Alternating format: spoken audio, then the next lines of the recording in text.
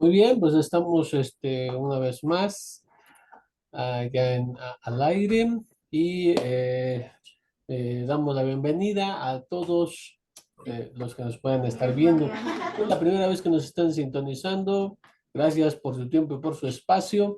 Le pedimos ahí su participación y su apoyo con un like y para que se pueda compartir esta grabación para que también otras personas puedan obtener este material. Nos acompaña el profesor Harold, que es compañero, amigo, es un maestro que ya es asiduo al canal, ha sido un invitado frecuente y pues contamos en esta noche nuevamente con su presencia para este grandioso tema. Estimado profesor. Muchas gracias, Rabí. Primero tenga buenas noches. Saludos de acá de Lima, Perú. Un abrazo para México. Queridos, el día de hoy vamos a compartir un tema acerca de las razones por qué murió el Mesías, ¿no? A mí me corresponde hablar de la parte del proceso legal eh, por la cual es sentenciado el maestro Yeshua. Así que para ello, pues vamos a tener bastante mente abierta y vamos a pensar lo siguiente.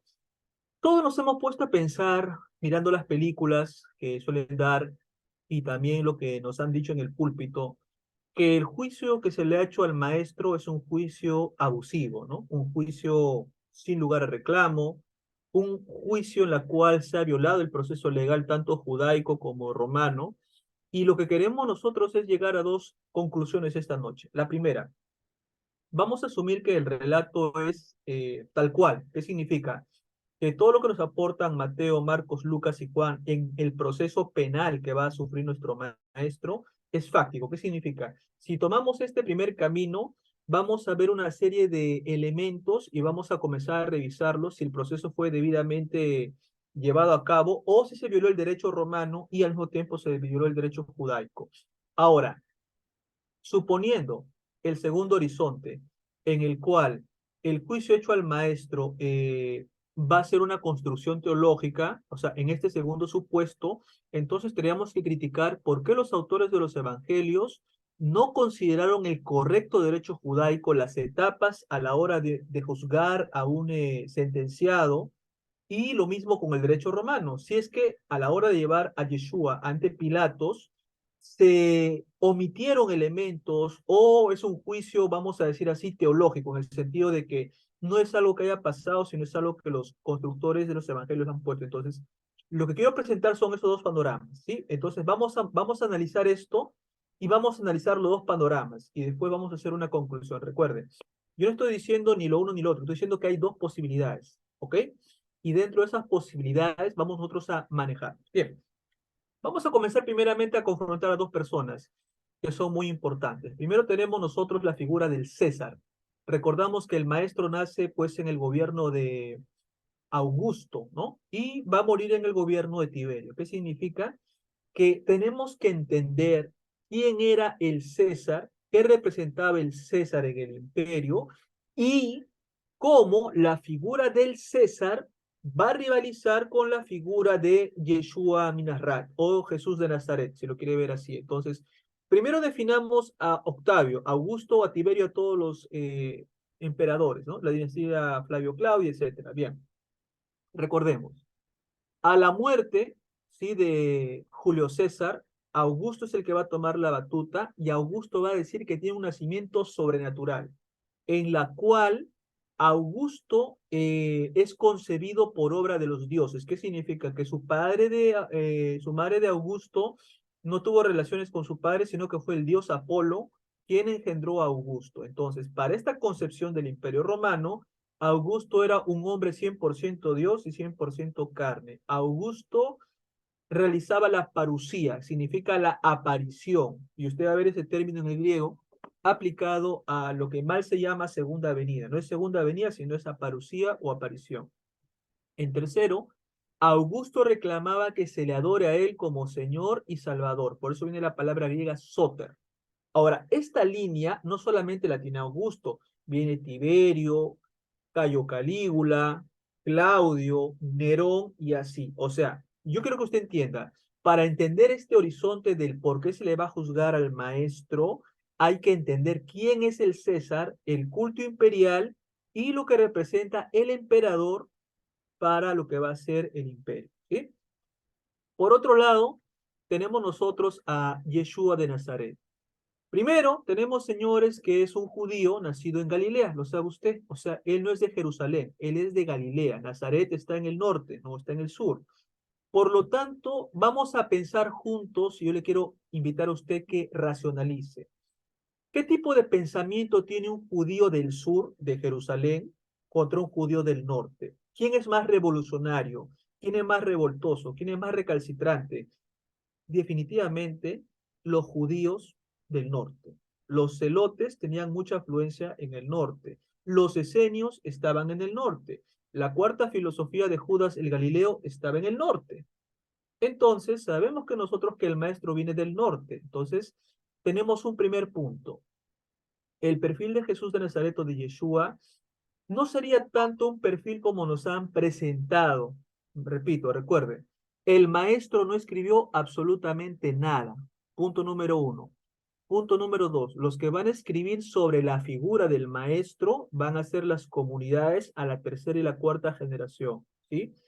Y lo que ellos van a poner va a ser una serie de memorias que tienen algunas comunidades. Mateo tiene una concepción, Marcos tiene una concepción, Lucas tiene una concepción y así. Entonces, cada comunidad tiene una concepción del maestro. Pero yo le pregunto a usted y me pregunto a mí.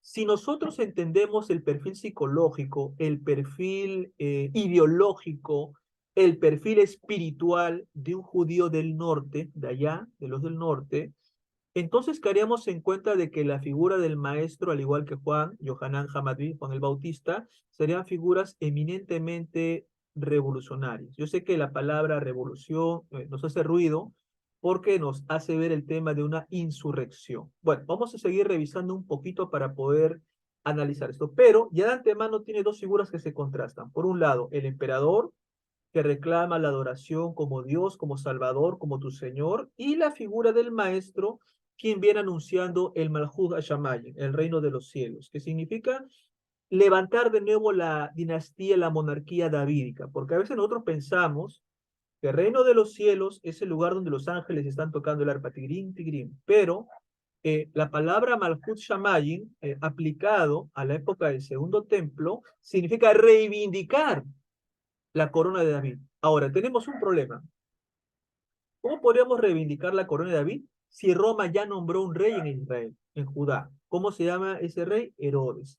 Y Herodes el Grande tiene 4 hijos y hay tetrarcas, o sea, para que usted me entienda, dentro del territorio de Israel está fragmentado en pedazos y uno en el norte es gobernado por Herodes Antipas, otro por Herodes Filipo y otro por otro hijo de Herodes. Entonces, lo que yo quiero que usted vaya entendiendo es anunciar el reino de los cielos. ¿Qué significa? Bueno, te doy una mejilla y la otra no. En este contexto, anunciar el reino de los cielos es reivindicar la monarquía davídica. Y eso, señores, significaría darle un golpe de estado ¿a quién? A Roma. Ahora le pregunto a usted, ¿darle golpe de estado a Roma sería conocido como traición o no? Por supuesto, porque para Roma ellos son los gobernantes y Judea es una provincia. Y si una provincia se levanta, entonces hay que aplacar a los revoltosos, hay que crucificar a los líderes para dar un escarmiento a la población. Entonces, eso, familia, es lo que yo quiero que nosotros vayamos racionalizando. Porque si nosotros lo vemos todo el sentido romántico, como ha enseñado de repente la religión católica, no vamos a darnos cuenta realmente las razones que tenía el maestro ni los rastros que hay acerca de él en los evangelios. Bueno, establecido ese panorama para estar ubicados en lo que vamos a estudiar, vamos a revisar un poquito el derecho penal romano, ¿ya? Y como digo, al finalizar, vamos a irnos por dos caminos. Como dije, que el juicio es tal cual están los evangelios, así tal cual, eso pasó, vamos a suponer eso. Y en el otro punto de vista vamos a suponer que es un constructo teológico, vamos a ver qué cosas no hicieron los evangelistas, me refiero a los redactores, y qué sí debieron poner. Pero bueno, vámonos de poco en poco, vamos suavecito. Primero, señores, tenemos esto. Vamos a una observación inicial. El llamado proceso del Mesías se desenvuelve en dos juicios. A ver, recuerde. Lo normal, lo coherente, lo lógico es que solamente lo juzgue el Sanedrín, nada más. ¿Por qué? el delito que se le imputa a Yeshua es el delito de blasfemia. Ahora, en el derecho romano, señores, no existe la pena de blasfemia. O sea, usted llevaba a un hombre que se hacía ver como un salvador, si usted lo quiere decir así, y a Roma no le interesaba nada eso. Pero, ahora vamos con cuidado, ¿qué pasaba si usted reclamaba ser el Mashiach? Bueno, los hermanos de esta parte de Occidente eran, bueno, llegó el Mesías, el Hijo de Dios, bla, bla, bla, bla, bla, ya. Eso es en un contexto bastante romántico, bastante idílico. ¿Qué representa el Mesías? Escuche bien lo que le voy a decir. En ese momento de ocupación romana. Yo sé que usted me dice, profesor, existen tres tipos de Mesías, arónico, davídico, de Ben Joseph, lo que usted quiera. Pero eso no nos interesa. Nos interesa en ese momento de ocupación romana. ¿Qué tipo de Mesías, señores, es que esperaba la gente? ¿Para qué le servía un Mesías arónico? No le servía de nada, ya habían sacerdotes. ¿Para qué le servía un Mesías Ben Yosef, hijo de Efraín? No le servía para nada. Necesitaban en ese momento un líder que emerja del pueblo y lidere a los revolucionarios para derrotar a Roma. Ahora le voy a dar a usted un dato para que usted lo revise. Hay un libro llamado El Mashiach antes del Mashiach, en la cual hay un maestro esenio que murió, resucitó al tercer día y tuvo varios discípulos. Así que le recomiendo ese libro porque ese libro es una bomba. No está en español, se lo adelanto, no existe en español ese libro. Ese libro está en inglés. Entonces, ¿por qué me voy a eso? Usar el título de Mashiach en ese momento del tiempo es sinónimo de ser un terrorista, para que usted me entienda. Así de feo era. ¿Por qué? Pero feo para quién? Feo para Roma, pues, porque Roma quiere que las provincias estén calmadas, que paguen sus tributos y se sometan al imperio. Pero ¿para quién? El ver ese título era una esperanza, una luz en la oscuridad para el pueblo de Israel. ¿Por qué? Si viene el Mashiach, va a pelear las guerras mesiánicas y va a independizar a Israel. O sea, en otras palabras, al hablar de Mashiach en ese contexto convulsionado, se esperaba un prócer, un libertador que coja las armas y expulse a los invasores romanos y pelee las guerras mesiánicas. ¿Sí me entiende usted? Entonces, ahora le pregunto a usted, para el derecho romano, saber que hay un Galileo que dice yo soy el Mashiach, ¿cuáles son las implicancias políticas, ideológicas que va a haber? Número uno, reclamar ser el Mashiach significa, Herodes no es el rey, yo soy el rey. Oh, ¿cómo se llama eso? Golpe de Estado. Dos, decir yo soy el Mashiach significa, señores, síganme y ayúdenme a quitar a estos usurpadores de nuestro país. Entonces, fíjense bien, cuando el Sanedrín va a acusar a Yeshua de blasfemia, Roma no lo puede matar por blasfemia. Viola el derecho romano matarlo por blasfemia, porque en el derecho romano no importa cuántos dioses usted adore o si usted es hijo de Dios, eso no le interesa a Roma. Pero el tema cambia si el acusado en cuestión se proclama como Mashiach. ¿Por qué? Porque sería el delito de lesa majestad. ¿Qué significa lesa majestad? El atribuir el título de Mashiach es reclamar la corona davídica, el linaje davídico, por lo tanto decirle a Roma, hey, yo no reconozco a tu rey Herodes. Ojo, uno. Dos, no tengo que pagar impuestos a un rey usurpador. Delito de evasión de impuestos. ¿Y eso cómo significa para el derecho romano? Ahora sí entramos al derecho romano. Ese es el delito de traición o de lesa majestad. Pero no dirá, profesor, ¿de qué traición hablamos? Si ellos han invadido y han ocupado un territorio llamado Tierra de Israel.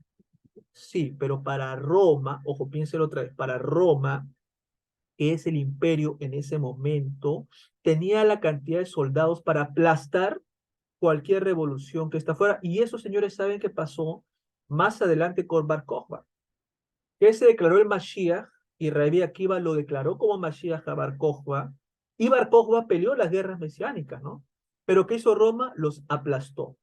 Entonces, ahí ve usted lo delicado, para que usted me entienda, que es reclamar ser un Mashiach. Y tal es así, señores, que nos dicen justamente tanto Flavio Josefo como Eusebius, que Roma preocupada por el linaje de Yeshua, mandó a llamar a sus primos, a Shimón y a todos los demás, y les dijo, tú, ¿vas a querer reclamar la corona de Mashiach? No, no, señor. Yo solamente soy un simple pastor, un simple pescador, por favor, déjeme en paz. ¿Sí me entiende? Eso es lo que narra tanto Josefo como Eusebius en sus libros. Entonces, ya hablar del proceso del Mashiach, señores, involucra hablar de traición, lesa majestad y rebeldía. Ahora, dice así, el religioso o el judío ante el Sanedrín, o sea, el juicio religioso declarado culpable por blasfemia lo determina el Sanedrín. Y el juicio político lo determina Roma. Entonces, ya ve usted que son dos cargos distintos. Por el delito original, fíjese bien. Analicemos un poquito el derecho judaico. Si Yeshua se declaraba Mashiach, ¿eso viola alguna ley de la Torá? ¿Algún precepto? No, no. Lo que los miembros del Sanedrín hubieran analizado es, tú eres el Mashiach, ¿no? Ya. ¿Cuántos seguidores tienes? ¿Con cuántos vas a luchar? O sea, el interés de ellos es ese. ¿Cuánta gente tienes? Pero no van a matar por eso. Pero cuando se le entrega a Roma dice, sí, pero yo qué tengo que ver con la blasfemia. Eso a mí no me interesa. No, pero es que este hombre es un sedicioso. ¿Cómo? Sí, porque se declara Mashiach. No. Ahora sí, entonces es un tema de mi competencia. Pásamelo. Entonces, esos señores hay que entender, ¿ya? No es un juicio, son dos. Un juicio religioso y un juicio de tipo político. Bien, no dice así nuestro autor. Por consiguiente, el primero debió regirse por la instrucción judía, o sea, por la Torá. El maestro tenía que ser juzgado y condenado por la Torá. Punto, se acabó. Y el segundo tendría que ser juzgado de acuerdo al derecho romano, porque quieras o no, Yeshua formaba parte del imperio romano y guste o no, él tenía que regirse por las leyes del imperio de turno. Entonces, lo primero sería ver por qué blasfemia. Y esto me lo explicó, señores, en una conferencia que tuvimos con el profesor Alonso, el profesor Irving Gattel, que es de Enlace Judío de México, y de Instituto Shalem. Nos dijo lo siguiente, que no se le puede matar por declararse hijo de Dios, porque hijo de Dios, ¿sabe qué significa usted en el argot del segundo templo?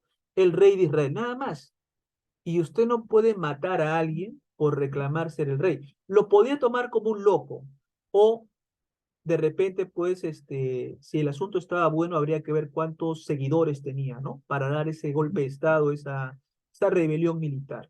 Entonces, el matarlo por decir yo soy el hijo de Dios y verán al hijo del hombre a la diestra de Dios, eso en buen criterio judío del segundo templo significa yo soy el rey designado por Dios, nada más. Y eso no viola ninguna ley de la Torah. Ahora, si él hubiera adorado a Baal, hubiera blasfemado el nombre de Hashem, bueno, ahí la cosa cambia, ¿no?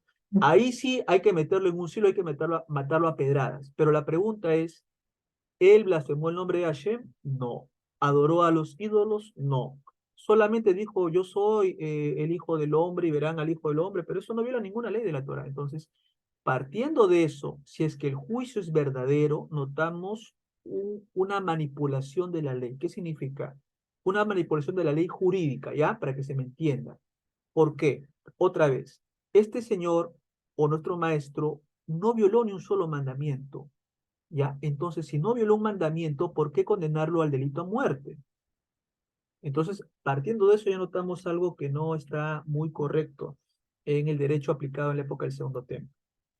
Dice nuestro autor, esta diversificación nos obliga a estudiar separadamente una y otra con el objeto de determinar si dichos juicios acataron o no el principio de juridicidad.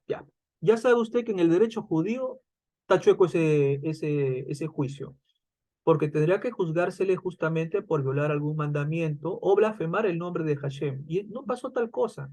El decir soy el hijo de Dios o estoy a la diestra de Dios solamente significa soy el rey designado por derecho divino, nada más. No significa más que eso. Entonces, no es un asunto válido para matarlo. Dice, acatando la cronología nos referimos primero al juicio religioso, por supuesto, y en el apartado siguiente vendrá el juicio político. ¿Por qué? ¿Qué hubiera pasado, señores? Vamos a ponernos a pensar lo siguiente. Si van a decidir matarlo a pedradas y meterlo en un silo. El Talmud Babli menciona justamente que cuando hay un condenado a muerte, sale un heraldo en un caballo durante 40 días antes de el veredicto. Y este hombre dice, ¿no? Pueblo de Jerusalén, por ejemplo, ¿no? Yeshua es condenado a muerte. Si alguien tiene algo que decir a favor de él, acérquese para que dé su testimonio. Entonces, el proceso jurídico correcto sería que tendría que haber salido un heraldo, ¿sí? Durante 40 días, anunciar justamente de que se le iba a aplicar la pena capital. Ahora, nos ponemos a pensar dos cosas, ¿no? Suponiendo que sea real el juicio, notamos una violación álgida del derecho judaico, porque no pasó tal cosa. Lo correcto, respetando el derecho judío, era mandar al heraldo. ¿Usted ve los evangelios que mandaron al heraldo? No, señor.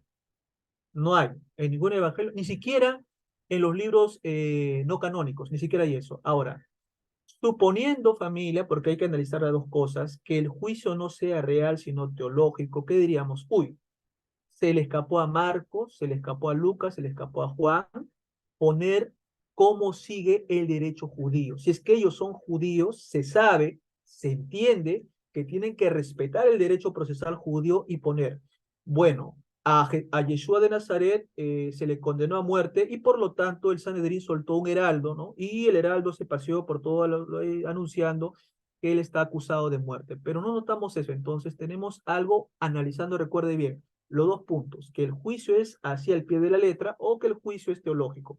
Entonces, por cualquiera de los dos puntos notamos que no hay, digamos, un debido proceso, sino tanto en la parte literal, o sea, si es real el juicio, o si es teológico, hay inconsistencias, ¿ya? Entonces, eso es lo que yo quiero que analicemos un poquito esto con mente abierta. Ahora, vamos a ver lo siguiente. Hablemos un poquito del imperio, recuerde. La acusación de lesa majestad y de traición, traición al imperio, así como de malversación de fondos, se presentan ante el Senado. Usted sabe usted que el Senado está justamente en Roma, ¿sí? Pero cuando se juzga en las provincias, justamente para eso está el prefecto, en este caso el procurador Poncio Pilatos y, bueno, algunos tribunos de menor rango, ¿no? Entonces sabemos que el Senado es el que va a deliberar a la hora del juicio. Ahora, pensemos un poquito en el caso de Poncio Pilatos. A ver, racionalicemos juntos. Yo creo que pensemos juntos, no que sea un monólogo. Revisándolo, vamos a poner el primer camino. Si el relato de los evangelios es tal cual, entonces viene la pregunta, ¿por qué Poncio Pilatos no se molestó en convocar a los demás tribunos y demás miembros, digamos, que representaban al Senado? Porque recuerden, no vamos a traer al Senado desde Roma, ¿no? Que viajen para jugar en provincia. Se supone que se le delega esa autoridad justamente pues al prefecto y también pues a las autoridades. Entonces la pregunta es, para que Pilatos interroga a Yeshua, ¿por qué no se dio ese proceso, no? Y dos, ¿por qué Yeshua no tuvo un abogado defensor? Porque fíjense, en el derecho romano tiene que haber un abogado defensor. Entonces la pregunta es, ¿qué pasó con el abogado defensor? Ahora vamos al otro punto, ¿no? Y si es que el juicio es teológico, ¿por qué Marcos, Mateo, Lucas y Juan se olvidaron de poner en el relato al abogado de la defensa? Entonces, otra vez estamos comenzando a pensar juntos esto y notamos pues si el juicio es así tal cual literal, hay una violación bien abierta al derecho romano, porque no se convocó, digamos, a este grupo de personas para que juzguen al condenado y no hay abogado defensor. Entonces ahí ya tenemos pues una violación bastante grande del derecho romano. Muy bien. Ahora, la pregunta que todos queremos saber es, ya, profe, yo entiendo eso muy bien, está todo chévere, pero me pregunto, ¿dónde radica el problema? O sea, ¿no se supone que Roma podía matarlo calladamente y seguir, saltarse procesos? De que podía, podía, pero lógicamente después el que le iba a pedir cuentas a Pilatos iba a ser Tiberio, ¿no? Y de hecho, señores, a modo de paréntesis, fíjense que hay un libro no canónico llamado El Evangelio de Poncio Pilatos, en la cual Poncio Pilatos al final se convierte pues en un adepto de Yeshua, ¿no? Y lógicamente pues muere en Roma, ¿no? Porque el emperador Tiberio le dice, ¿por qué lo mataste, no? Yo hubiera querido hablar con él, pero recuerda, ese ya es un libro que está fuera del canon, entonces. Notemos lo siguiente, a Roma por motivos puramente políticos va a empezar a mostrarse tolerante con los dioses de los pueblos aliados. ¿Qué significa? Roma te conquista, te invade y permite que adores a tus dioses. No importa que tú seas politeísta, eso no le interesa a Roma. Roma también adora dioses. Lo que le interesa es que te sujetes al imperio y pagues tus tributos. van a surgir tendencias ideológicas que favorecen a esa tendencia. También hay un sincretismo religioso. Puedes adorar a tus dioses, pero también adora a mis dioses, dice Roma, ¿no? Si tú también adoras a mis dioses, no hay problema, sigue adorando a tu Dios, yo no tengo ningún conflicto con eso. Escepticismo.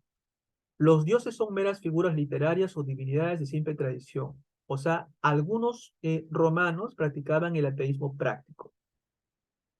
Dice Roma, la religión es un compromiso personal y es un asunto privado. Mientras tú respetes las leyes romanas y te sometas al imperio, yo no tengo problema en que adores lo que tú quieras, así dice Roma. Entonces, fíjense, para que Roma se gane el aprecio de los conquistados, va a ser un sincretismo. Adora a tus dioses, no tengo problema, pero adora a mi emperador como tu Dios y tu Señor y tu Salvador. Esas van a ser un poquito las condiciones del imperio. Ahora, notemos esto, señores. En el sistema penal, la justicia romana era severa. ¿Qué significaba? Que Roma no te dejaba pasar por alto cualquier cosa. Dice así.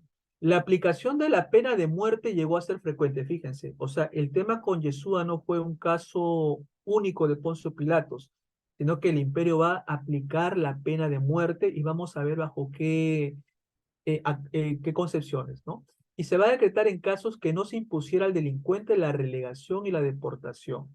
Por ejemplo, mire usted en pantalla, ve usted un ser humano, mire, ese ser humano está siendo comido por las bestias. Ahora uno dirá, ¿es un cristiano en el Coliseo Romano? No, señor, no es ningún cristiano en ningún Coliseo Romano.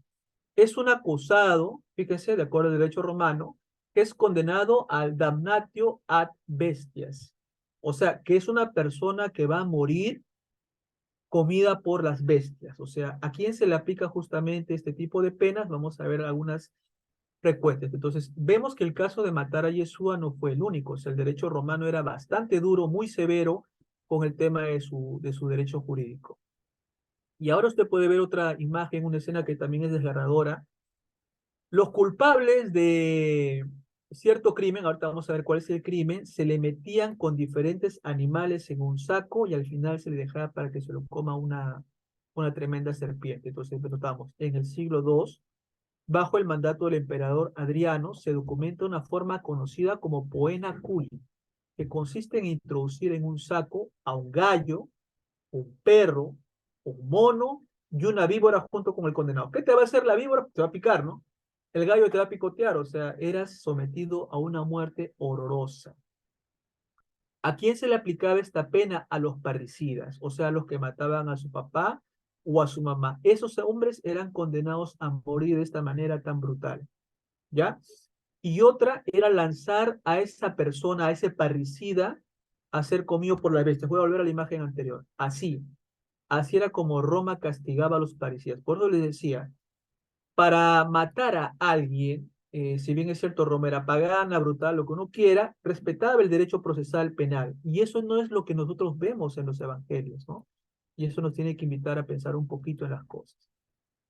Ahora, también se aplicaba la Lex Lulia, promulgada por el emperador Augusto. Y acá paramos las orejas, porque Augusto es el emperador en turno cuando nace la figura de Yeshua, ¿sí?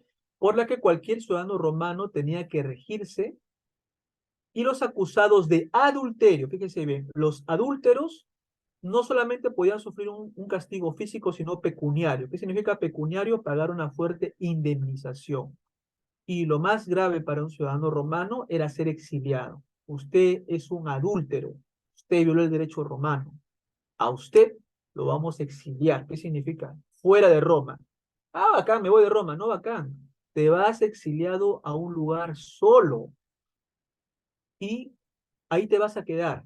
Entonces, ese era el castigo para el romano, lo que se llamaba en Grecia el ostracismo. El ostracismo, usted sabe que a la persona que se le iba a votar al territorio nacional se ponía su nombre en una ostra y se sacaba el nombre. Usted es condenado al ostracismo, o sea, a usted se le expulsa, usted no es bienvenido en el país, usted es un enemigo del Estado, por lo tanto usted va a sufrir ostracismo. Entonces, lo que estamos viendo el destierro era muy similar al ostracismo. Esta ley, señores, se aplicaba a las mujeres. O sea, fíjense que una mujer que cometió adulterio fue la propia hija de Augusto. O sea, él sacó una ley y no supo que esa ley iba a perjudicar a su propia hija, ¿no? Y generalmente las mujeres, en el caso de las mujeres, eran mandadas a una isla. Entonces note que Roma no se juega con el tema de su derecho, ¿ya? Eso es bastante importante. Pero el caso que nos interesa de Yeshua no tiene que ver, estando adentro me refiero de Italia, en Roma, sino estamos hablando de las provincias. Entonces vamos a analizar cómo es el caso de las provincias. En las provincias notamos que sus gobernadores son nombrados por el emperador. A ver, alto, stop, pausa. ¿Quién designó a Cayo Poncio Pilatos como gobernador de Israel? Bueno, en este caso Tiberius César, ¿no? ¿Por qué razón? Porque Pilato demostró un gran genio militar en la conquista de las Galias. O sea, por eso digo, ¿no? El Pilato que nosotros, señores, vemos en los evangelios es un tipo timorato, que tiene miedo, a ver, lo condeno, no lo condeno, me lavo las manitos. Ya, por eso digo, ese Pilato de los evangelios no es el mismo Pilatos de la campaña de las Galias, no es el mismo Pilatos nombrado por el emperador. Si uno ve la hoja de vida, el currículum de Poncio, notamos que era un hombre bastante brutal y era inflexible con el derecho. O sea, si usted violaba tan solo una pequeña ley de Roma, a él no le iba a temblar la mano para mandarlo a crucificar. Entonces, por ahí podríamos ponernos a pensar, ¿y por qué los evangelios se le pone como hombre bueno, que lo quiere salvar a Yeshua, ¿no? Y que quiere hacer hasta lo último por salvarlo? Analicemos algo. ¿Quiénes están escribiendo los evangelios? Las comunidades, ¿ok? Bien. ¿Qué pasa si las comunidades ponen esto? Los que mataron a sangre fría a Yeshua de Nazaret fueron los invasores romanos. Ya, ¿qué pasa si ese documento cae en manos de Roma? ¿Y qué va a hacer Roma con ese documento? O sea que nosotros somos culpables de la muerte de su mártir. Entonces ellos son traidores al Estado y decretamos lesa majestad y hay que matarlos. Por lo tanto, se va a disfrazar acá el tema, ¿ya? Y le pregunto, ¿a quién se le va a echar más la culpa de la muerte de Yeshua? ¿A los romanos o a los judíos? Piénselo un poquito. ¿A quién se le echa más la responsabilidad? Notamos que los evangelios dice Pilato, bueno, yo soy libre de la sangre de este hombre. O sea, yo no tengo que ver con este hombre. Entonces, a Pilato se le pone como un hombre bueno, justo, que lo quiere salvar hasta el final. La pregunta que hay que hacernos es, ¿realmente eso corresponderá al perfil de Cayo Poncio Pilatos? ¿O es que los evangelistas disimularon esto porque no convenía, perdón, hacer mucho ruido ante Roma? Entonces, esa es otra cosa más que yo se lo suelto para que pensemos juntos, ¿ya? Como repito, el objetivo no es que usted siga un monólogo. El objetivo es que reflexionemos juntos y después de esta clase que estamos dando con el rabino Joel, usted investigue, inquiera, indague, revise libros, tesis, artículos y vea a gente especializada y diga sí o diga no. Entonces vemos, en el caso de las provincias, los gobernadores son nombrados por el emperador, bueno, ya vimos eso, ¿no? O por el Senado. Y estaban investidos con la potestad de homologar las sentencias que pronunciaran los tribunales locales. A ver, me detengo acá, fíjense. ¿Qué tenía que hacer Poncio Pilatos? Homologar una sentencia de un tribunal local. Ya, pregunta. Ese tribunal local, ya que hablamos de una localidad, está en Judea, ¿sí? Sí, muy bien. ¿Y cuál es el delito acusado a Yeshua? El delito de blasfemia. Pero no puede matar Roma por blasfemia, pues. Entonces notamos, otra vez nos vamos por los dos caminos. Si el relato es real, factual, entonces notamos una colusión. ¿Qué significa una colusión? Una unión de los poderes de Roma con, mire lo que voy a decir, con la élite de Jerusalén. Ojo, no dije el pueblo judío. Escuche bien, la élite. Profesor, ¿quiénes son la élite? Los saduquitas, a un grupo de Perushim, o sea, hay gente que está convenida de esto. ¿Por qué? Pensemos un poco. Si no detenían a Yeshua en hacer, ¿qué es lo que hubiera pasado? ¿Más gente lo hubiera seguido? Claro. ¿Y había el peligro de que estalle la revolución o no? Sí. ¿Y si estallaba la revolución, qué iba a pasar con el templo? Iba a ser destruido. Pregunta. Si se destruye el templo, escuche bien lo que le voy a decir. Si se destruye el templo, ¿los bolsillos de quién afectan? ¿Los intereses económicos de quién afectan? De Anás, de Caifás, ¿no? Y del tema del lucrado que hacían con los sacrificios. y del tema de la venta de palomas, tórtolas que habían lucrado ahí. Entonces, ¿a quién le convenía en la élite mandar a matar a Yeshua? Porque era muy peligroso, no al pueblo. Recuerde, los leprosos lo seguían, ¿sí? Los tullidos lo seguían. Los que sí estaban interesados en darle muerte era la élite.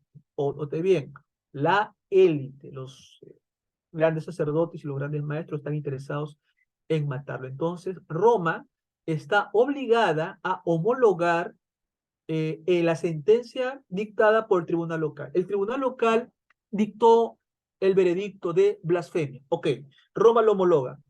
No existe la blasfemia en el derecho romano porque puede adorar a quien él se le pegue la gana. O por último, él mismo puede decretar, aunque sea el ser hijo de los dioses. Entonces, bajo ese punto de vista, él tenía que ser liberado. ¿Por qué? Porque blasfemia no es un delito para matarlo. Pero, ahí vamos al pero. ¿Y qué de aquello que él diga que es el Mashiach? O haga ver que es el Mashiach. Pregunta, para usted y para mí. ¿Roma ya tendría una razón para matarlo, sí o no? Por supuesto, por supuesto. Ya hemos conversado eso un poco antes. Reclamar la corona de David, votar a Herodes, limpiar la monarquía, es una traición a Roma. Entonces, ahí estamos hablando de otro delito muy diferente, llamado el delito de lesa majestad. Pero notamos algo.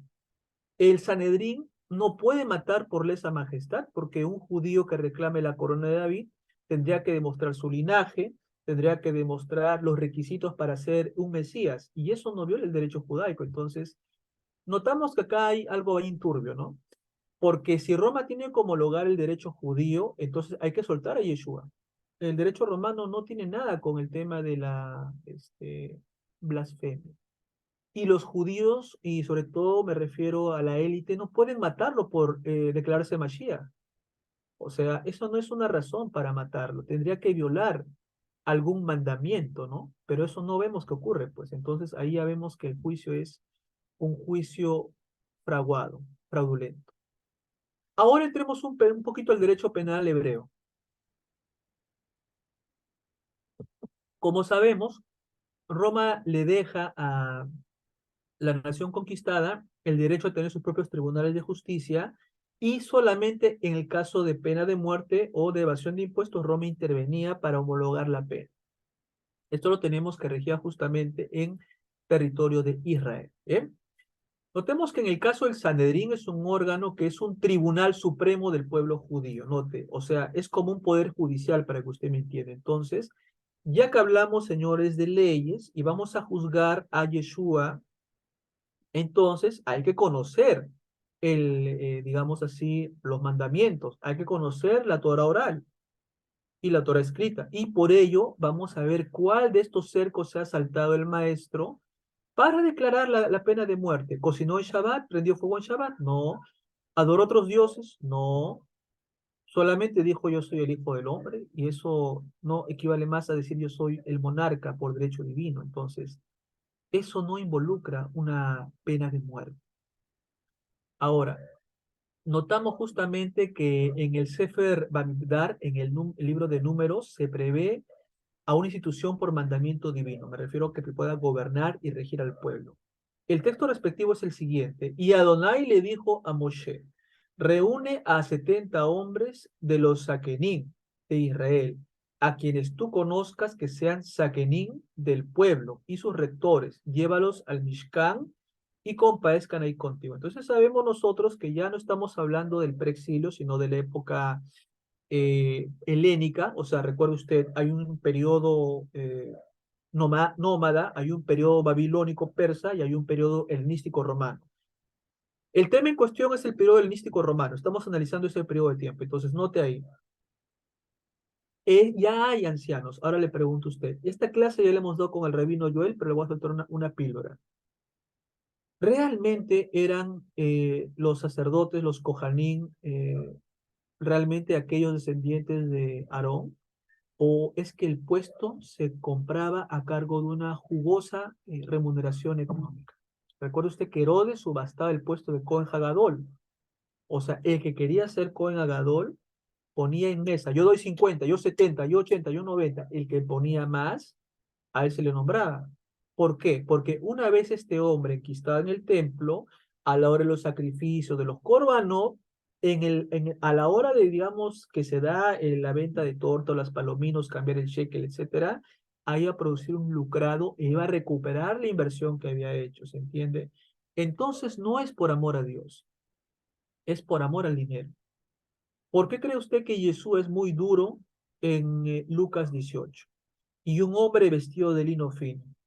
¿A quién se refiere? A los Kohanim. La parábola del buen samaritano, ¿a quién critica Yeshua? Al levita que ve al hombre tirado y se abre. Y al Cohen que pasa y se abre. ¿Por qué? Lo que Jesús está denunciando en esa mashal es justamente que estos hombres no aman a Dios. Estos hombres aman el bolsillo y el poder. Entonces ya sabemos las motivaciones que tenían estos caballeros. Y acá tenemos una imagen, señores, de lo que podría ser el Sanedrín, ¿no? Obviamente ya sabemos que va enfocado a la época del Segundo Templo. Ahora, en cuanto a los delitos que pudieran llamarse del orden común, su conocimiento va a incumbir a los órganos judiciales y vernáculos. Únicamente en los delicta pública que afectan al Estado romano tenía injerencia el procurador. ¿Qué significa? Si había una persona que violaba el Shabbat, no iba a ser enviado a Roma, porque Roma va a decir, ¿y a mí qué me importa? O sea, eso no tiene nada que ver con mi ley romana. Entonces, otra vez vamos al punto, ¿no? Acá hay una confabulación, acá hay una manipulación, porque el Sanedrín emite un veredicto culpable por delito de blasfemia, pero eso no tiene su, digamos, correspondencia con el derecho romano. Y el derecho romano, me refiero a Pilato y a su gente, van a hacer un artilugio para buscarle una razón para matarlo. Y el delito por el cual se le va a matar es por el tema de ser un Mashiach o de lesa majestad, traición al imperio. Esta dualidad de competencias ocurrió en el caso de Yeshua, ya que el acusado fue dicho por los siguientes delitos. El Sanedrín lo condena por delitos religiosos. O sea, ellos dicen, este hombre tiene que morir. ¿Por qué? Porque se hace hijo de Dios. Pero hijo de Dios notamos nosotros que son los ángeles, son los reyes de Israel y el pueblo de Israel. Por eso notamos nosotros que en Éxodo dice, y de Egipto llamé a mi hijo. Entonces, eso no es ningún delito para matarlo. Ahora, si es que estaba prendiendo fuego en el Shabbat, si estaba adorando a otros dioses, o si estaba siendo un falso profeta que invocaba a adorar a otros dioses, ya ahí sí violaría realmente el derecho judaico. Pero como no pasa eso, notamos que hay acá una manipulación. En el caso de Roma, ya decíamos, en el caso del delito político, el procurador romano le tiene que imputar dos delitos. Primero, el delito de perdulio. ¿Qué significa? Es un crimen de lesa majestad, o sea, es un crimen de traición justamente al Estado romano y sedición. ¿Qué sedición? Ya no solamente se declara Mesías, sino que tras sí comienza a alborotar al pueblo, comienza a instigar al pueblo para que el pueblo le siga y por ende formar un ejército y dar golpe de Estado a Roma. Entonces, Roma lo va a acusar por estos dos delitos, lesa majestad y también sedición. Pero notamos nosotros, pues, que no hay una garantía como tal, ¿no? Para que esto sea correcto. Bien. La ley hebrea referente al proceso, la halajá, la ley judía, señala en su normatividad y aplicación que en el proceso de Jesús se tendría que ver regido por unos principios como publicidad. O sea, el juicio tendría que haber sido público, como decíamos, ¿no? ¿Dónde está el heraldo que proclamó los 40 días de que él es declarado de blasfemia? Y si hay alguna persona que tenga que decir algo a favor de Yeshua, entonces notamos que no se dio, ¿no? No se dio, no fue público, fue en lo más estricto y lo más secreto. Diurnidad, o sea que el juicio tiene que ser realizado de día, no de noche. Entonces, si revisamos los relatos de los evangelios, notamos que no fue de día. Tercero, libertad de defensa. ¿Qué significa? En este caso, el acusado Yeshua tenía derecho a dar su defensa. Notamos nosotros que en los relatos del Evangelio incluso le arrancan la barba, le pegan en la cara, le escupen, le dicen, oye, Mesías, a ver quién te ha pegado. Entonces, Si nos atenemos a los relatos de los evangelios, no se ha respetado el derecho judío. Si es que el relato es teológico, o sea, es construido más adelante, la pregunta sería, ¿por qué los evangelistas no hablaron la defensa que dio Yeshua? Ya que como judío observante, él conoce la Torah escrita y oral. Y por lo tanto, si le dice, a ver, usted ha cocinado el día de Shabbat, ¿cuándo? ¿Dónde? O sea, tenía derecho a dar su defensa, pero notamos que no es esto lo que pasó, sino que le traen falsos testigos, se le juzga en el estricto secreto, no estaba completo el Sanedrín, o sea, notamos pues un abuso de poder, ¿no? Entonces ahí vemos que no se respetó la libertad del acusado. Rendición estricta de la prueba testimonial. Eso significa, si este hombre es acusado de herejía, vamos a llamarla así, bien, ¿por qué los testigos no dicen lo vimos adorando a la reina del cielo? O lo vimos quemando incienso a Baal. No vemos nada de eso. O haciendo prácticas nigrománticas. No, no vemos eso. Solamente vemos un hombre que reclama ser el hijo del hombre y que va a estar sentado a la diestra de Dios, pero nada más. O sea, eso no es una razón para liquidarlo. Pero si hay razones económicas, como yo decía, de que el templo sea destruido y quedar en la quiebra los sacerdotes, entonces ya tendríamos nosotros una razón económica para buscarle como sea la falta y mandarlo a liquidar. Ahora, la ley hebrea referente al proceso, la Halajá judía 2012 también dice, hay una prohibición para que nuevos testigos depongan en contra del imputado, una vez cerrada la instrucción del procedimiento. A ver, se dice que trajeron falsos testigos. La pregunta es, ¿y los nuevos testigos? ¿Por qué no aparecen nuevos testigos en el proceso jurídico? No, es que se hizo de noche, calladito. Ah, ya vemos intereses de parte de los Kohanim. Y si fuera que el relato es teológico, ¿por qué los evangelistas, siendo judíos, vamos a poner que lo sean, no se molestaron en documentar el debido proceso? Entonces tenemos dos cosas que tienen que hacernos pensar bastante. Ahora, hay otro punto más que el Sanedrín tenía que hacer una votación de la condena. Pregunta. Cuando revisamos los evangelios minuciosamente, sobre todo el tema del juicio, ¿cuántos ancianos votaron a favor y cuántos votaron en contra? No hay eso. Y la pregunta que otra vez nos hacemos, ¿no?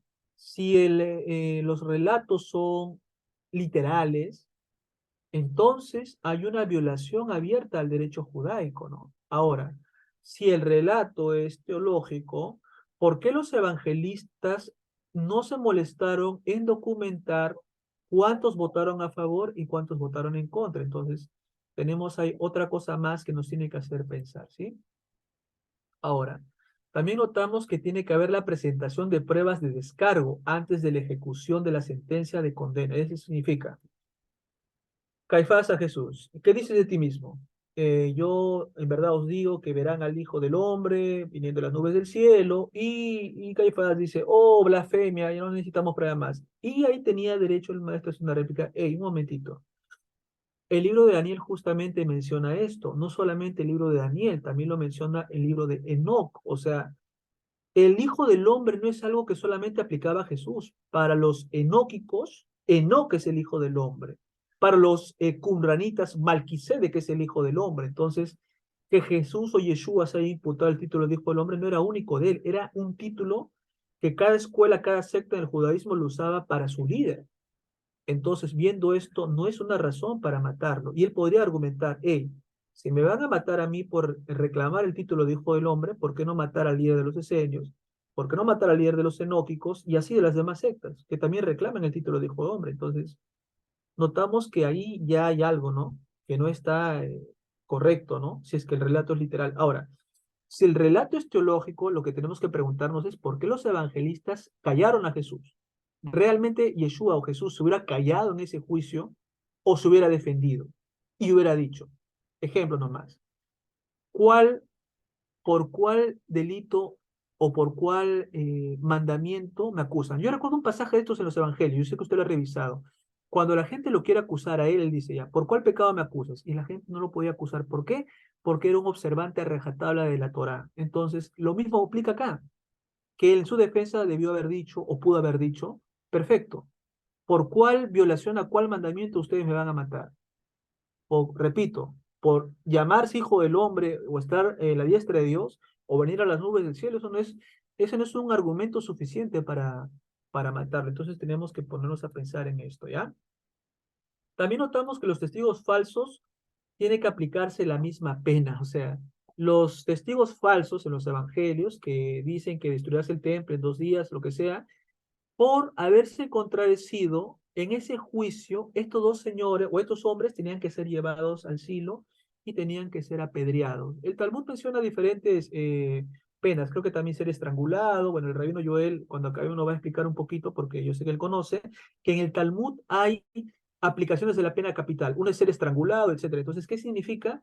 Que los hombres que levantaron el falso testimonio tendrían que haber sido asesinados después del evento. La pregunta es, suponiendo que los relatos de los evangelios sean literales, ¿por qué no se les aplicó la pena de muerte a ellos? Ah, los sacerdotes los protegieron, hubo una sinvergüenzura. Sí, notaríamos eso. Y lo otro, ¿no?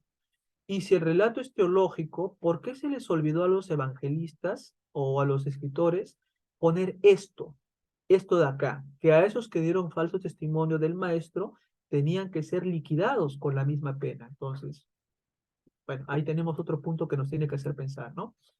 Ahora, señores, pasamos al proceso de Yeshua ante el Gran Sanedrín. Recuerde, el primer juicio es el juicio religioso y después viene el juicio de tipo político. Notamos lo siguiente, es precisamente el perfeccionamiento o complementación de la Torá lo que constituye la causa fundamental del proceso del Mashiach. ¿Quiénes estaban en este proceso? Estaban los Perushim, sí, sí estaban ellos, estaban los Levín y los doctores de la Torá, o sea, estaban, vamos a decir así, los sofrín, etcétera. O sea, estamos hablando de gente erudita. Entonces, ya, si hablamos de gente conocedora, la cuestión es si van a matarlo, mátenlo, pero mátenlo porque se le prueba que va a violar un precepto, ya sea de alajá o sea de Torah escrita. Si no se cumple eso, usted no lo puede matar, no lo puede liquidar. ¿Por qué? Porque violaría el derecho judío. ¿Sí me entiende? Entonces, lo reputaron como sedicioso. A ver, un momentito, deténgase ahí. ¿Qué tiene que ver el derecho judío con la sedición? ¿Dónde la Torá se condena la sedición? No. Bueno, corríjame usted, ¿no? Hasta donde yo conozco, no veo una sentencia de estas, ¿no? Enemigo de los profetas, adversario del pueblo hebreo. Sola la cláusula es, si viene un soñador de sueños y te invita a orar a dioses que no conoces, tal profeta debe de morir. Ya, eso sí está bien, porque está dentro de la Torá. Pero no hay eso en el juicio. Entonces, acá recomiendo un libro, señores. Yo sé que todos tenemos un pensamiento de Yeshua como de un cordero pacífico, un hombre que te da una mejilla, la otra mejilla, etcétera. Ahora, este libro de Reza Aslan, yo sé que Reza es muy criticado por muchas cosas porque la gente tiene prejuicios, pero a ver, seamos serios, dejemos los prejuicios de lado. Usted es creyente, yo también soy creyente, ¿sí? Los dos somos creyentes, pero queremos analizar esto con ojos de gente adulta, queremos reflexionar, queremos pensar, queremos cavilar, queremos cuestionar, queremos criticar. Entonces Reza en este libro dice, ey, tenga cuidado. Porque cuando se ponen los evangelios, la imagen de un Jesús pacífico, un corderito de Dios que te da una mejilla, ¿por qué? Pregunte siempre, ¿por qué? A ver, le voy a hablar esto y imaginemos un escenario hipotético, una línea de tiempo distinta. ¿Qué hubiera pasado si los evangelios decían, ahí viene el gran Yeshua de Nazaret, el líder de la revolución que va a liderar los ejércitos de los Acanaín en contra de los hijos de Belial, en contra de los paganos romanos? A ver, le pregunto a usted y me pregunto a mí mismo. Ahora ya no es usted judío, ahora usted es romano, somos los dos romanos y pertenecemos al Senado. Y vemos ese panfleto. Pregunta, ¿cómo reaccionaría usted y cómo reaccionaría yo si vemos un panfleto de esos? Traición, pena de muerte, mátenlos. Rápido. ¿Por qué? Porque están atentando en contra del orden establecido por el imperio. Por eso Reza, y hay otros autores, incluso anti-Yeshua, que dice que, por ejemplo, Julius Isaac, dice que los evangelios son compilados para maximizar las responsabilidades judías y minimizar las responsabilidades romanas. En algo le doy razón a Jules Isaac. ¿Por qué? Porque ya le dije a usted al inicio, y por favor le pido otra vez. Le pregunto a usted y otra vez me pregunto a mí mismo. A ver, un judío del norte, de allá, sería Pacífico, sería Corderito, si está conviviendo con los esenios, está conviviendo con los revolucionarios, está conviviendo con Judas el Galileo y su cuarta filosofía, ¿sería realmente un hombre que te da una mejilla, otra mejilla? ¿O qué clase de hombre sería alguien que vive en el norte, en un lugar que la gente quiera la independencia política, para que usted me entienda? Porque cada vez que vienen los romanos con sus recaudadores de impuestos, le quitan los corderos, le violan a las mujeres, saquean sus propiedades y se llevan a sus hijos como esclavos a Roma. Pregúntese usted y me pregunto yo también. ¿Sería entonces que así sería el maestro un corderito pacífico, etcétera? ¿O sería un hombre con tendencias revolucionarias? Bueno, el que desarrolla esta idea es el autor Reza Aslan en el libro Yeshua el Celote, el Acanay. Entonces, bueno, usted lo puede conseguir y revíselo sin prejuicios de por medio. Ahora hablemos un poquito del fallo y la sentencia condenatoria. Decía así: con antelación a este procedimiento hubo una especie de un primer juicio contra Yeshua en la casa de Anás. A ver, deténgase un poquito ahí. ¿Cómo tendría que ser realmente un juicio serio, honesto? Bien. Recuerde usted que el Sanedrín Gadol, está en el sur, en Jerusalén. Ya, ese es el gran Sanedrín, el Sanedrín Gadol.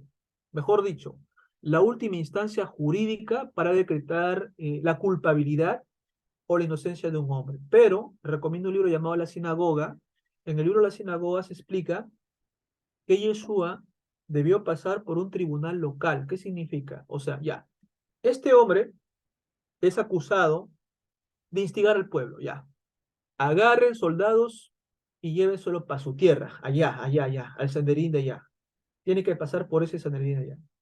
Si ese Sanedrín lo declara culpable y él apela a una instancia máxima, tiene que venir a un segundo Sanedrín. O sea, el primer Sanedrín me parece que es un Sanedrín de 3, porque solamente aplica a pueblos chiquititos. Por ejemplo, Nazaret, de donde viene el maestro, era una pequeña aldea con unas cuantas casitas. Entonces su Sanedrín solamente tenía 3 miembros, nada más. Si lo declaraban culpable y él apelaba a una autoridad máxima, pasaba a un Sanedrín medio, por así decirlo, que me parece que está conformado por 20 o 23 miembros. Si en ese Sanedrín todavía no se podía declarar la culpabilidad, recién se elevaba el caso al gran Sanedrín, al Sanedrín Gadol, que está en Jerusalén.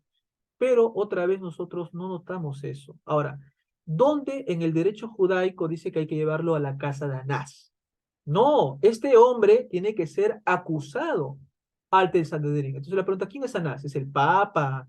¿Quién es Anás? ¿El Dalai Lama? O sea, quiero cuestionar eso, ¿no? Entonces, otra vez vamos por dos caminos. El primer camino. Supongamos que esto es literal tal cual está en el texto. Notaríamos pues de que hay una corrupción asquerosa, ¿no? Hay que decirlo con todas sus letras. ¿Por qué? Porque tiene que ser juzgado por el Sanedrín, no por Anás. ¿Qué tiene que ver Anás con? No tiene nada que ver ahí. Entonces notamos que ahí habría otra violación más al procedimiento del derecho judaico. Ahora, suponiendo que el relato sea teológico, ya, vamos por el otro camino. ¿Cómo se le ocurre a los evangelistas poner semejante barbaridad? ¿Por qué no describir el proceso que fue llevado al Sanedrín local, después al Sanedrín medio y finalmente al gran Sanedrín? Entonces hay que pensar siempre las dos cosas. No, profesores, que son corruptos. Claro que son corruptos. Son más corruptos que nuestros propios políticos ahorita. Pero siempre, ya le dije a usted, razonemos juntos, porque si usted cierra la idea y dice: no, eso no puede ser, porque atenta en contra de mi fe, me estás haciendo perder mi fe, entonces usted se vuelve un fanático religioso sin derecho a pensar. Y señores, la fe nos tiene que hacer pensar, razonar, cuestionar, no decirle a todo amén. Entonces, nos estamos abriendo la mente para analizar dos panoramas, ¿sí? En el primer panorama está pésimo. Ya partiendo de esto, ya notamos una corrupción asquerosa, porque tendría que haber sido llevado ante el Sanedrín y lo llevan a la casa de Anás. Muy bien, vamos a ver el siguiente slide. Dice así: la tajante pregunta que se le va a formular fue esta. Pregunta: ¿quién te ha dado autoridad para hablar en nombre de Dios y contra la Torá de los profetas. A ver, una pregunta. ¿En qué momento Yeshua habló contra la Torá de los profetas? Él dijo, ¿no? Yo vine a cumplir la Torá, la cumplió. Y no habló nada en contra de los profetas. No dijo Jeremías es un mentiroso, Isaías es un loco. No dijo en ningún momento semejante cosa. Entonces, esa cuestión ya está mal, ¿no? Ahora, en el otro punto, ¿quién te da autoridad para hablar en nombre de Dios? Él mismo les dijo en una oportunidad. Le responderé esa pregunta si me responden una pregunta. O sea, todo judío responde una pregunta con otra pregunta. Le dice, ¿quién le dio a Yohanan la autoridad para hacer la purificación? Ellos dijeron, si decimos que Dios, van a decir por qué no le hicieron caso. Si decimos que los hombres, la gente nos va a apedrear porque tienen a Juan como profeta. Entonces, no sabemos. Y él dice, bueno, yo tampoco les diré en nombre de qué autoridad tengo. Entonces, ¿a qué quiero llegar con esto? La autoridad, vamos a verlo de esta manera, el maestro se va a ganar la legitimidad. ¿Por qué? Porque era un observante de Torá, ¿no? Y por eso no se le podía criticar por violar algún mandamiento. Entonces, la autoridad de Dios, vamos a decirlo así, se la va a ganar de acuerdo a su testimonio como guardador de la Torá. O sea, desde ese punto de vista. A ver, ¿qué tenemos también por acá? Y Yeshua contestó, para enseñar y predicar la Torá de Dios no se necesita ningún título ni autorización académica, agregando que el hombre que ha nacido tiene el deber de enseñarla y predicarla. ¿Por qué razón? Porque él dijo, ¿no? Yo no vengo por mi propia cuenta, ¿no? Vengo a hablar lo que mi padre me ha ordenado. O sea, ¿qué significa? La autoridad que reclama Yeshua es la autoridad que viene directamente de Dios. La misma que decían los profetas. Cuando Jeremías, revisa el libro de Jeremías, decía que venían en nombre de Dios, ¿cree usted que la gente le creyó? Lo tomaron por loco, le pusieron el yugo, lo tiraron en una cisterna y no le hicieron caso. ¿Sí o no? Sí. ¿Le pasó a Isaías o no? Claro, murió aserrado también. Entonces, la constante que usted puede ver en los profetas es que se les tomó como locos y no se les hizo caso. Por ahí a uno que otro se les hizo caso, pero la mayoría los ignoró completamente. Entonces, es exactamente el perfil que está mostrando Rabbi Yeshua, como la de un profeta en este caso. Entonces, acá notamos una imagen que yo quiero graficarla. A veces esto genera antisemitismo. ¿Por qué? La gente, sobre todo en la religión imperial, dice, a Jesús lo mataron los judíos. No, no, no, no, no. Aclaremos las cosas. Le pregunto a usted, la viuda, el pobre, el huérfano, el leproso hace juicio? No. Los que hacen el juicio son los ancianos, los saquenín y las grandes autoridades enquistadas en el poder. Ahora, esas autoridades no son correctas, ya sabemos que están pagando dinero para ostentar esos cargos espirituales. Entonces, partiendo de eso, los que mandan a liquidar al maestro no son los judíos. ¿Quiénes son? Los líderes corruptos de la sociedad judía. Ese es muy distinto, ¿sí? Para que quede claro.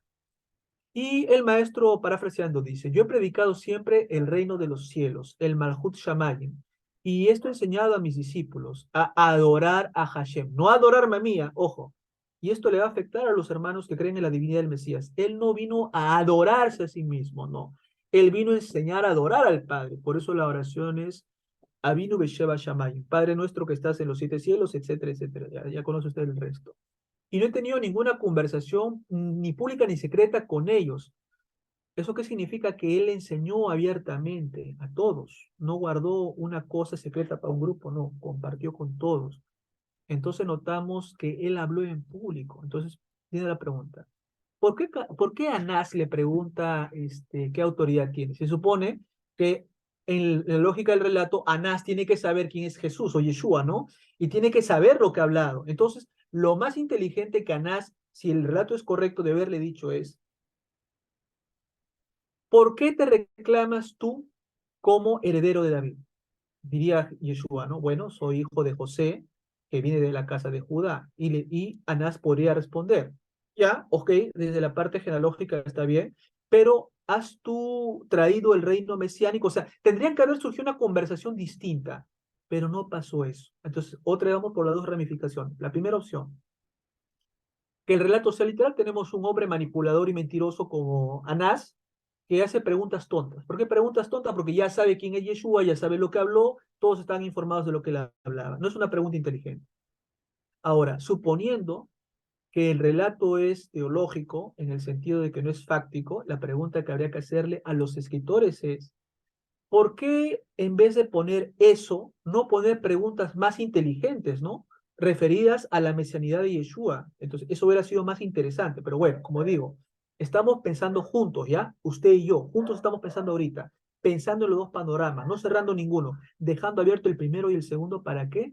Para al final cada uno hacer un análisis propio. Dice, yo he hablado sin cesar en público, he ido a predicar constantemente donde quiera que había mucha gente y nada he enseñado en secreto.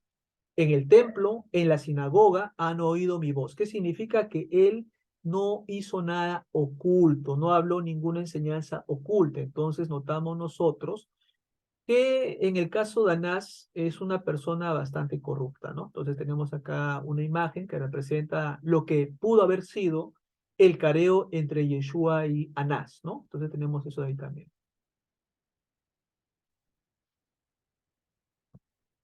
Ahora, ¿por qué razón el Mesías va a morir en el madero? Porque, recuerde, el propósito de esta clase es puntual. ¿Por qué razón murió Yeshua? Así de puntual. Por tus pecados, por mis pecados, para salvarnos de las garras de Satanás, de la condenación eterna. O nuestro maestro fue acusado falsamente por un tribunal corrupto, coludido con una procuraduría romana corrupta y por el tema de santificación del nombre de Dios. ¿Por qué digo santificación del nombre de Dios? Kiddush Hashem. Note que el maestro, y yo le invito a que usted revise, sus palabras en el madero. Fíjese, a mí hay una cosa que no me gusta, le voy a decir abiertamente qué es lo que no me gusta.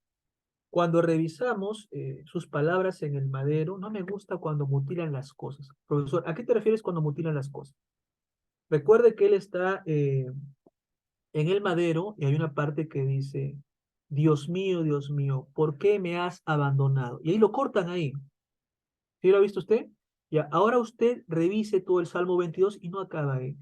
¿Por qué estás lejos de mí, oh Dios de mis padres? Nuestros padres clamaron cuando estaban, y yo, gusano de hombre despreciado, bla, bla, bla, bla. ¿Qué significa?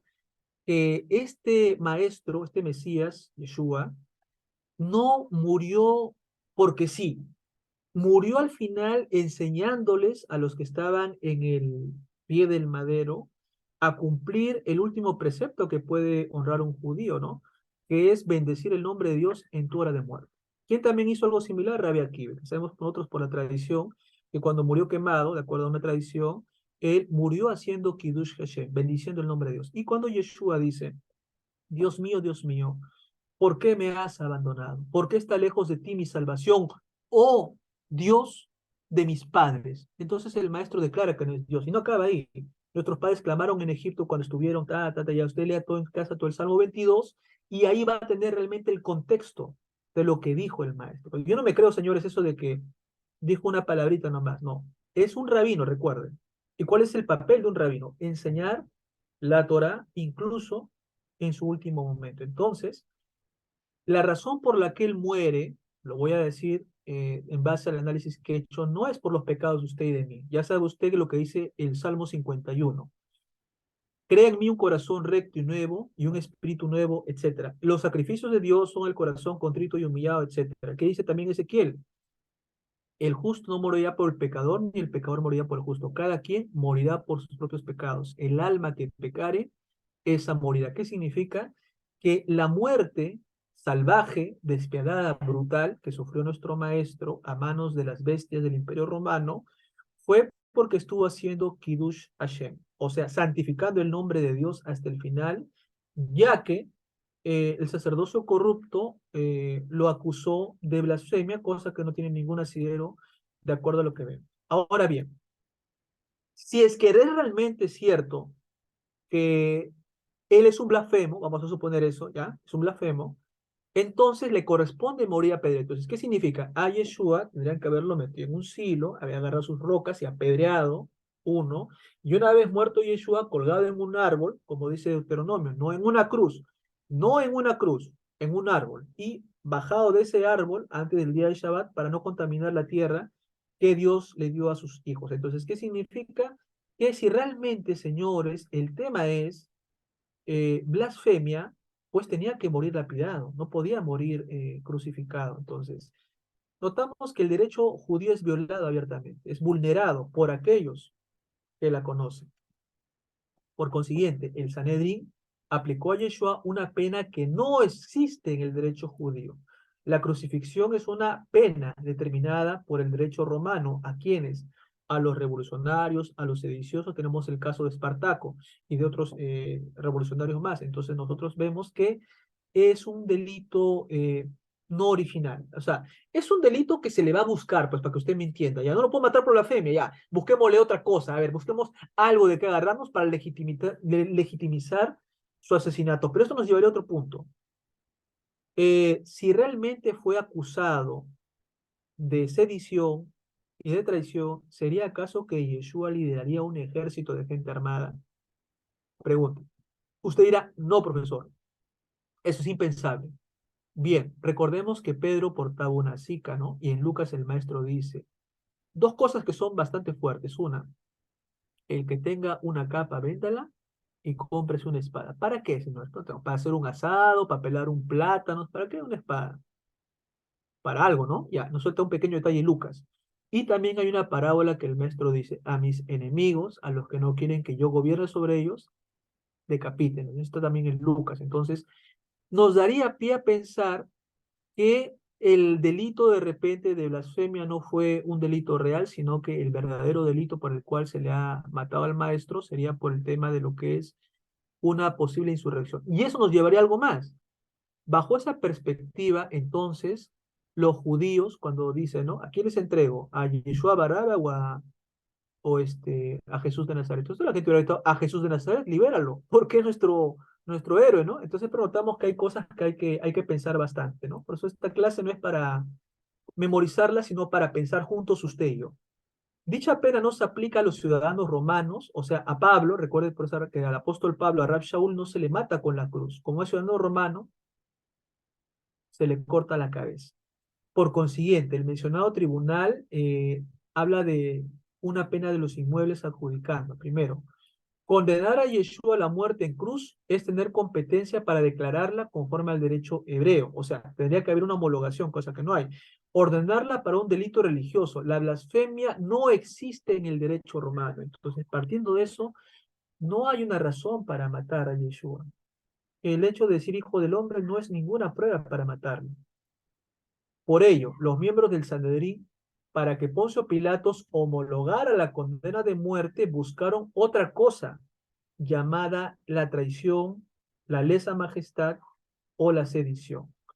Entonces, ahora entremos un poco, señores, al proceso de Yeshua ante Poncio Pilato.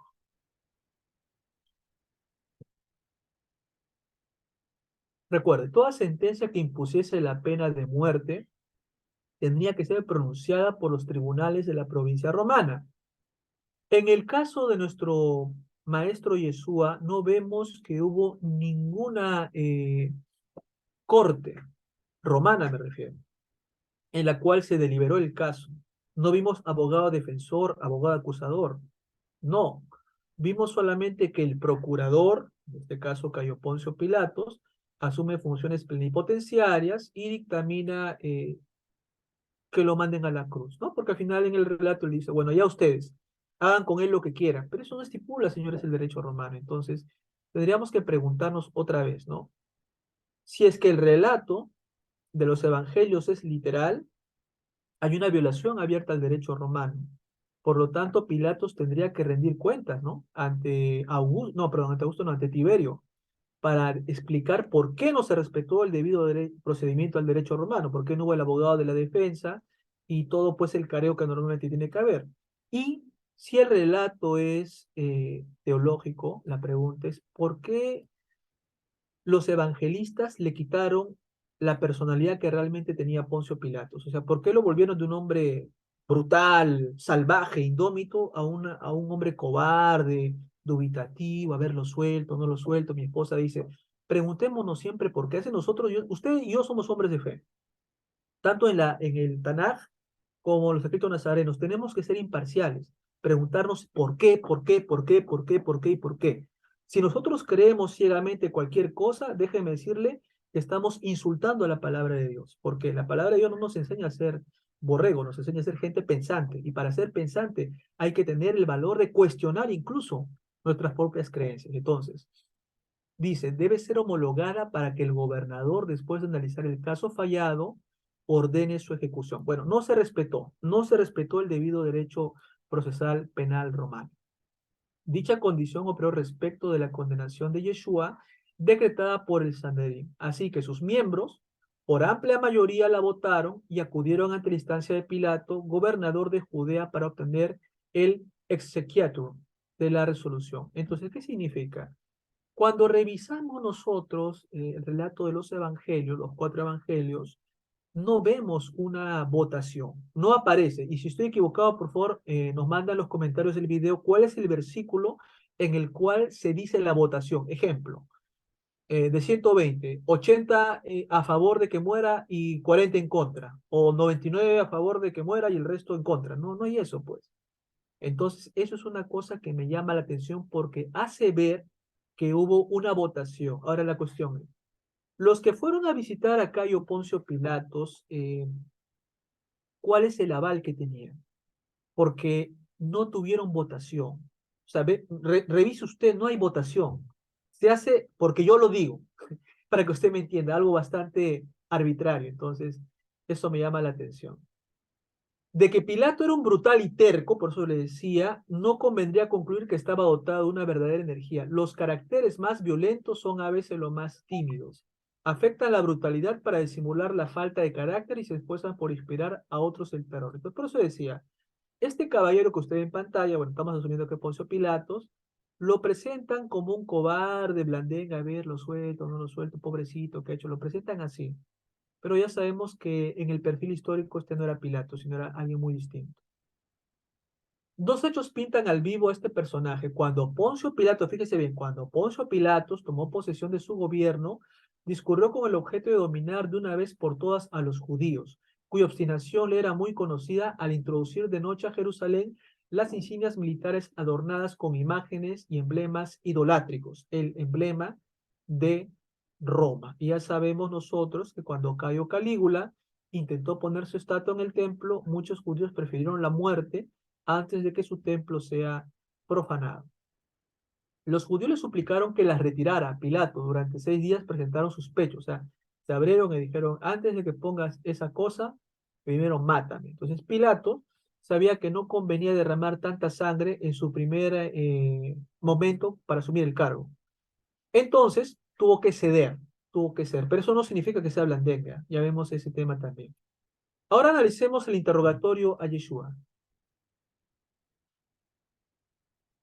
Pensemos fríamente, psicológicamente, cada palabra que se le pone a Pilato y cada palabra que se le pone a Yeshua. La primera pregunta es, ¿eres tú el Melech HaMashiach? ¿Eres tú el rey de los judíos? Ya, recuerden, Pilato está haciendo el careo y él quiere saber qué tiene este hombre en la cabeza. Por eso la primera pregunta es, ¿eres tú el Melech HaMashiach, el rey de Israel? Si responde sí, entonces tiene que ser acusado de lesa majestad, porque ya sabemos lo que implica ser un Mashiach. Si responde no, entonces tiene que ser liberado porque los cargos que se le imputan son falsos. Ahora, note que Yeshua, de acuerdo a la lógica judía que ponen los evangelistas, no responde ni sí ni no, sino que responde a una pregunta con otra pregunta. Vamos a ver ese análisis, es así. ¿Dices esto de ti mismo u otros te lo han sugerido? A ver, piense un poquito.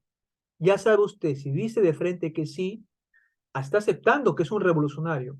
Por lo tanto, si dice que no, le está dando la espalda al pueblo de Israel, ya que él sabe que es el Mashiach. Entonces, por cualquier cosa que él responde, está en pierde. Por lo tanto, la respuesta más inteligente es, perdón, responder una pregunta con otra. Ahora, Pilato, como todo romano, más de tipo filosófico, él sabe que no ha respondido a la pregunta. Es como que yo le digo a usted, ¿qué hora tienes? y es que usted me diga las 6 o las 5, ¿no? O por ejemplo, ¿usted está casado? ¿Sí o no? Pero si usted me responde, ¿por qué te da curiosidad? No me está respondiendo ni sí ni no. Está respondiendo a mi pregunta con otra pregunta, ¿sí me entiende? Ahora Pilato vuelve a incluir.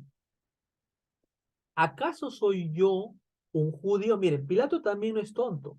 Dice, si él me responde con una pregunta, yo se la devuelvo con otra pregunta para ver hasta qué punto este hombre es culpable. Entonces él dice, a ver, ¿acaso soy yo judío? A mí me importa un Mesías, a mí no me interesa eso, pero quiere ver a ver hasta dónde llega, ¿no? Porque si él acepta que es el Mesías, ya lesa majestad. Pilato aclara que no se mezclen asuntos religiosos, o sea, a mí no me importa tu religión, tu Torah, eso no me importa, a mí me interesa saber quién eres, qué piensas y si estás complotando en contra de mi imperio. Entonces, Pilato inteligentemente también responde con otra pregunta y añade, a ver, papacito, tu nación y los Kohanim te han traído delante de mí. ¿Qué has hecho? Otra vez, o sea, Pilato tampoco nos está, digamos, dejando, ¿no? También está inquiriendo con otra pregunta. Vuelve Pilato, o sea, la primera pregunta es retomada acá. ¿Qué has hecho? ¿De qué se te acusa? ¿Por qué te han traído ante mí? Si yo solamente veo temas de delito en contra de mi imperio. Entonces, eso es lo que Pilato está preguntando. Quiero escuchar, no de los otros, quiero escuchar de tu boca. ¿Qué has hecho? ¿Por qué te han traído ante mí? Vamos a ver. Entonces, acá estamos analizando un poquito una imagen de lo que pudo haber sido el juicio, ¿no? Ahora, vamos a ver el tema. En la primera comparecencia ante Pilato, este va a cuestionar a Yeshua, le va a empezar a preguntar porque Pilatos, como todo policía, o sea, usted sabe que un policía, un detective te va a interrogar porque quiere saber tu perfil psicológico, si eres un delincuente o eres una persona común. Y Yeshua no responde, ojo, miren, vuelvo a la pregunta, miren, bueno, vuelvo a la pregunta. La pregunta es puntual. ¿Qué has hecho? Ahí tendría que decir qué hizo, pero vamos a ver que él no responde la pregunta. O sea, otra vez, el maestro evade la pregunta, dice así, mi reino no es de este mundo. Si mi reino fuese de este mundo, mis ministros habrían peleado para impedir que yo fuera entregado a los judíos, pero mi reino no es de aquí abajo. Entonces, no responde, ojo, no responde. La pregunta es puntual. ¿Qué has hecho? ¿Qué has hecho? Dime tú. Y está respondiendo esto. Entonces Pilato está deduciendo por sus palabras que aparentemente no hay pretensiones políticas, porque él dice, mi reino no es de este mundo. Entonces él dice, a ver, si su reino no es de este mundo, entonces no quiere la corona de David. Por lo tanto, no quiere usurpar Herodes. Por lo tanto, no hay rebelión en contra de Roma. Por lo tanto, ¿qué hago yo perdiendo el tiempo con este hombre? Entonces, ahora viene Pilato. Pero quiere sacarse el clavito, ¿no? A ver, luego tú eres rey. O sea, eres rey. Quiero saber, dice Pilato. Pilato se da cuenta rápidamente que el reino, perseguido por el acusado, por el culpable, no representa hasta el momento una amenaza abierta, pero sí puede contener, ojo, y revisen esto, una ideología encubierta. Por eso Pilato recalca que es un rey. A ver, le hago usted una pregunta. ¿Qué es más peligroso? ¿Un grupo de gente armada, unos terroristas que tomen una embajada o un líder carismático que le meta ideología en la cabeza a la gente? ¿Qué es más peligroso? Bueno, unos terroristas usted los puede matar y acabó el problema ahí. Pero si usted ve un hombre con una ideología como Karl Marx, por ejemplo, entonces tiene la influencia de poder llegar a la gente y que la gente crea y esté dispuesta a morir por esta idea. Entonces, para que usted me entienda, en este punto de vista, Yeshua es más peligroso que 1000 celotes, porque al celote tú lo matas y ahí acaba el asunto.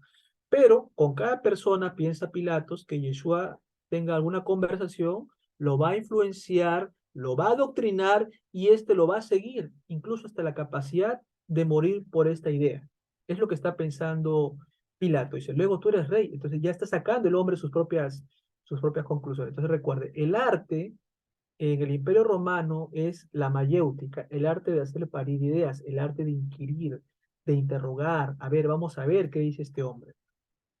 Y el maestro le dice, no responde, ojo, no está respondiendo sí ni no, porque la pregunta es puntual.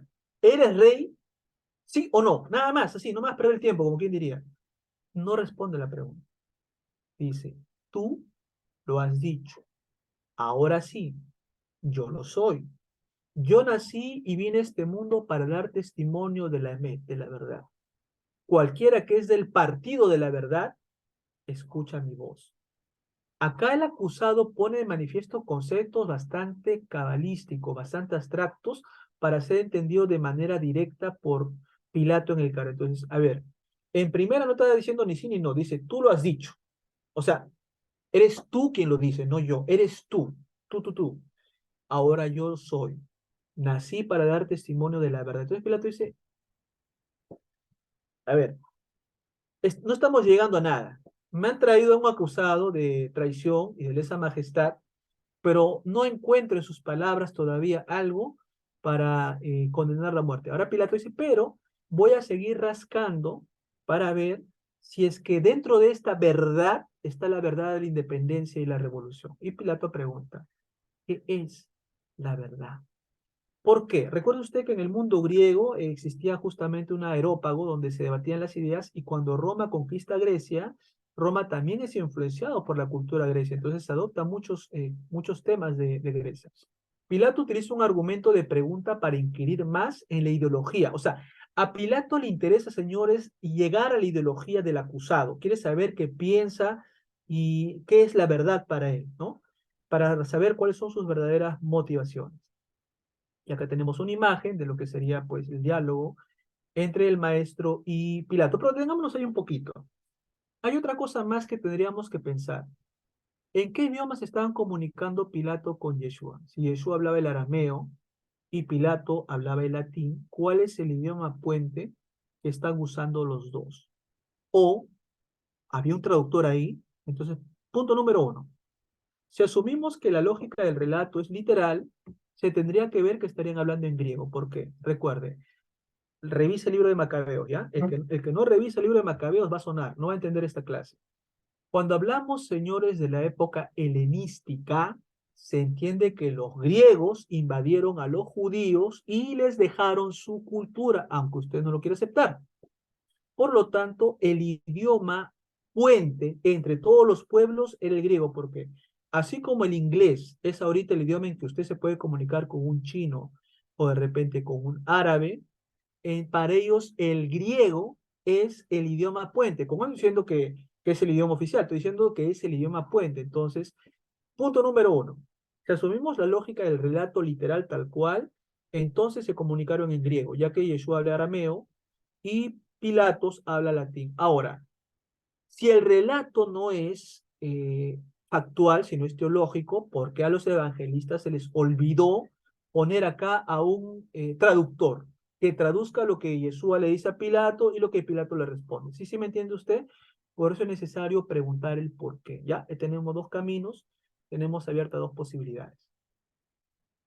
Notamos que Pilatos es un político pragmático, imbuido en la religión politeísta greco-romana, o sea, es un pagano.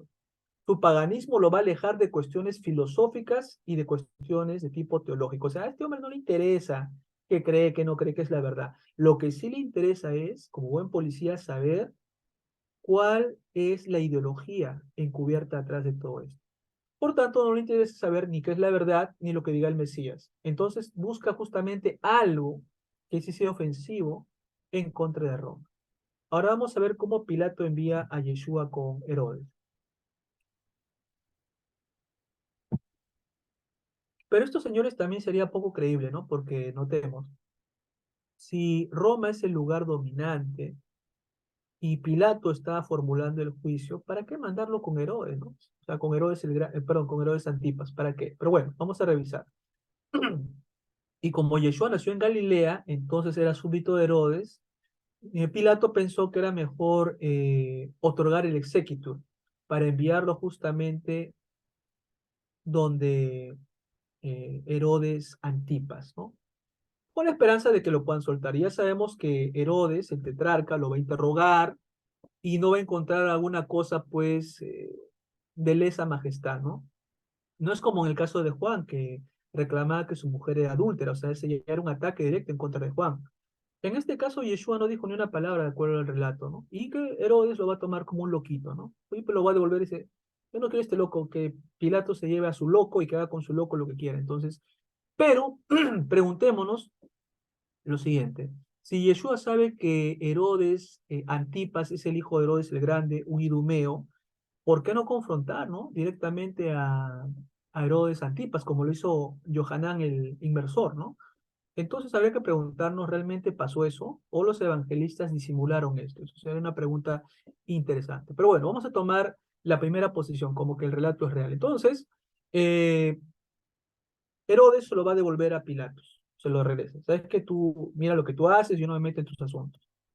La actitud de Herodes fue aprovechada por el gobernador romano para decir a los acusadores que el tetrarca tampoco había encontrado ningún fundamento de acusación en la persona de Yeshua. Por lo tanto, tenía que ser liberado, ya que no hay todavía una demostración de lesa majestad. En cumplimiento de esta promesa, Pilatos ordenó la flagelación. Ahora, la cuestión es, ¿por qué? ¿En qué parte del derecho romano dice que hay que flagelar a un condenado? No encuentro eso. Entonces notamos que ahí se saltan procedimientos. Porque si se le va a flagelar, la consecuencia es suéltalo, pues. Ya lo flagelaste, ya lo hiciste pagar por su culpa. Bueno, suéltalo. Y lo va a exhibir ante el populacho, con la espada, perdón, con la espalda manando sangre y con la corona de espinas encajada en la cabeza, para buscar, de acuerdo a los evangelistas, provocar la compasión de quienes lo habían llevado al pretorio como prisionero. Entonces, otra vez dos puntos de vista. Si el relato es literal, entonces notamos a un Pilatos que quería soltarlo porque no encuentra algo que atente en contra del derecho romano, ¿no? Y que por lo tanto es un hombre compasivo, ¿no? Pero ya sabemos pues que Pilatos no era eso, ¿no? Entonces ahí lo que nosotros tenemos que pensar es lo siguiente. Si los evangelistas pusieron esto, pregunta para usted y para mí, ¿por qué poner a Pilato como un hombre bondadoso, como un hombre que lo quiere salvar? Ah, ¿para echarle la culpa a quién? A los, a los judíos, ¿no? A los judíos. Entonces, esa va a ser la razón. Y Jules Isaac critica en su libro contra el Nuevo Testamento, lo critica abiertamente y dice que el Nuevo Testamento es antisemítico. ¿Por qué? Porque maximiza las responsabilidades romanas, o perdón, minimiza las responsabilidades de Roma y maximiza las responsabilidades judías. Le pregunto a usted y me pregunta a mí. ¿Qué hubiera pasado si los evangelios nos hubieran presentado a Pilato que lo quería matar y por el contrario, el Sanedrín se hubiera opuesto a su muerte? Entonces tendríamos una imagen de qué? De una Roma sanguinaria, ¿no? Abusiva, brutal. Pero ¿convenía ponerlo así? No. ¿Por qué? Porque Roma los estaba persiguiendo. Entonces, tenemos cosas que hay que hacernos pensar, ya señores. Como les dije, esto no es una clase para aprender algo, no es una prédica, no. Esto es una clase para reflexionar. Al efecto, Poncio Pilatos expresó la frase, Ecce homo, que significa he aquí el hombre. Y contrariamente a esta pretensión se lanzó el grito colectivo concentrado en esta palabra, mátalo, cuélgalo a la cruz. Entonces, otra vez la pregunta es, ¿no? Vamos por los dos caminos. Si el relato es literal, como tal, ¿por qué el pueblo judío quisiera la muerte de un revolucionario? ¿Tendría sentido? Es como que, le pongo este ejemplo. Pensemos hipotéticamente que Roma agarró vivo a Shimón Bar Kokhba y lo lleva a Shimón Bar Kokhba ante el pueblo judío. Le dice, ¿qué hago con este? ¿Lo mato o lo libero? ¿Qué va ahorita la gente? ¡Libéralo! ¿Por qué? Porque es uno de los suyos, porque luchó contra el Imperio Romano. Entonces es imposible, ¿ya? Es imposible que el propio pueblo quiera su muerte. Ahora, si nosotros pensamos de esta manera y Yeshua dice ser el Mesías, cosa que nosotros lo creemos por fe, la cuestión es, ser el Mesías implica la revolución, por lo tanto el pueblo pediría su liberación. Ahora, ¿y qué hay? Le pongo otro ejemplo. Si los que hubieran pedido su muerte hubieran sido los propios romanos, o sea, que los que griten, crucifícalo, mátalo, son los romanos. Entonces, ¿quién hubiera sido culpable de la muerte de Jesús? Los romanos. ¿A quién había que echarle la culpa? A la religión romana, a la religión imperial. ¿Sí se entiende? Entonces son cosas que nosotros hay que pensar, ¿no? ¿Por qué los evangelistas no le echaron directamente la culpa a Roma y sí se le echaron a los miembros del Sanedrín, que también eran corruptos, no hay que negarlo, son corruptos? Y por eso dice que por la Shon Hará fue destruido el templo. Lo sabemos, está en el Talmud. Pero me interesa el punto. ¿Por qué no pusieron eso y por qué le echaron la culpa a el pueblo judío? Entonces, ahí hay que preguntarnos el por qué, ¿ya? Como yo les digo, lo que yo veo acá es quedar bien con el imperio, o sea, hacer ver que el imperio no lo quiso matar, hasta el final lo quiso salvar, que lo manda con Herodes, lo traen y quiere hacer lo que sea para salvarlo. Pero, curiosamente, los que quieren su muerte van a ser los miembros del Sanedrín, que si es corrupto lo sabemos, tenían sus intenciones, pero pues hay cosas que hay que pensar acá. Inexistencia del juicio político.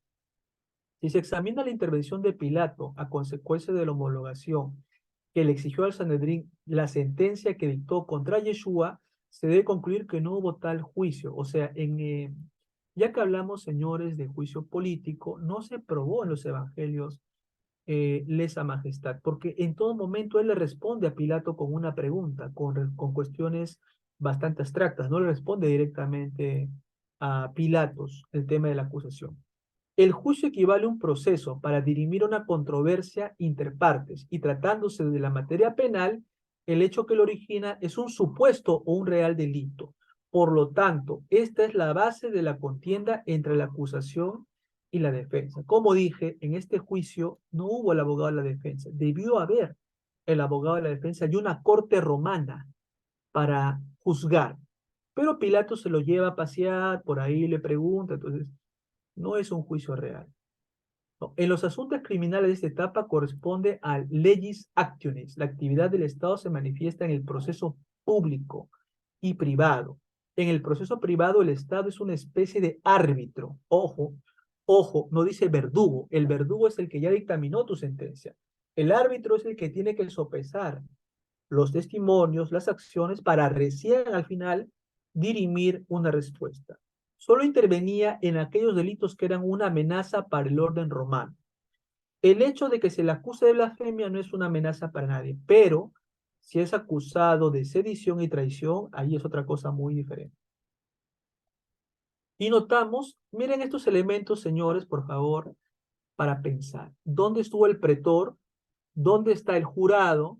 Los procedimientos del derecho romano, el abogado de la defensa, el jurado que va a votar absolviendo, el magistrado que va a decretar la pena. No hay esto en los evangelios. ¿Por qué? Bueno, otra vez, si lo tomamos por literal, notamos un abuso, una violación abierta del derecho romano, porque no se respetaron estos procedimientos. Si lo tomamos desde el punto de vista teológico, la pregunta que habría que reclamarle al que escribió Mateo, Marcos, Lucas y Juan es, oye, ¿cómo se te olvidó poner esto? ¿Por qué no lo pusiste? Son dos cosas que hay que nosotros pensar, ¿ya? Entonces, hay que siempre ejercitar la cabeza. Y acá tenemos, señores, esto. Así tendría que haber sido el circuito del juicio a Yeshua, me refiero al juicio político. Primero, la denuncia. Después viene la adivinación. Después viene el tribunal. Pasamos a la investigación. Vamos a determinar con pruebas que este hombre es un peligro para Roma. Después, la recusación de los jueces. Tiene que haber un derecho a recusar esa absolución. Después el acto y finalmente, caballeros y damas, el veredicto. ¿Aparece esto en el Nuevo Testamento? No aparece. ¿Por qué?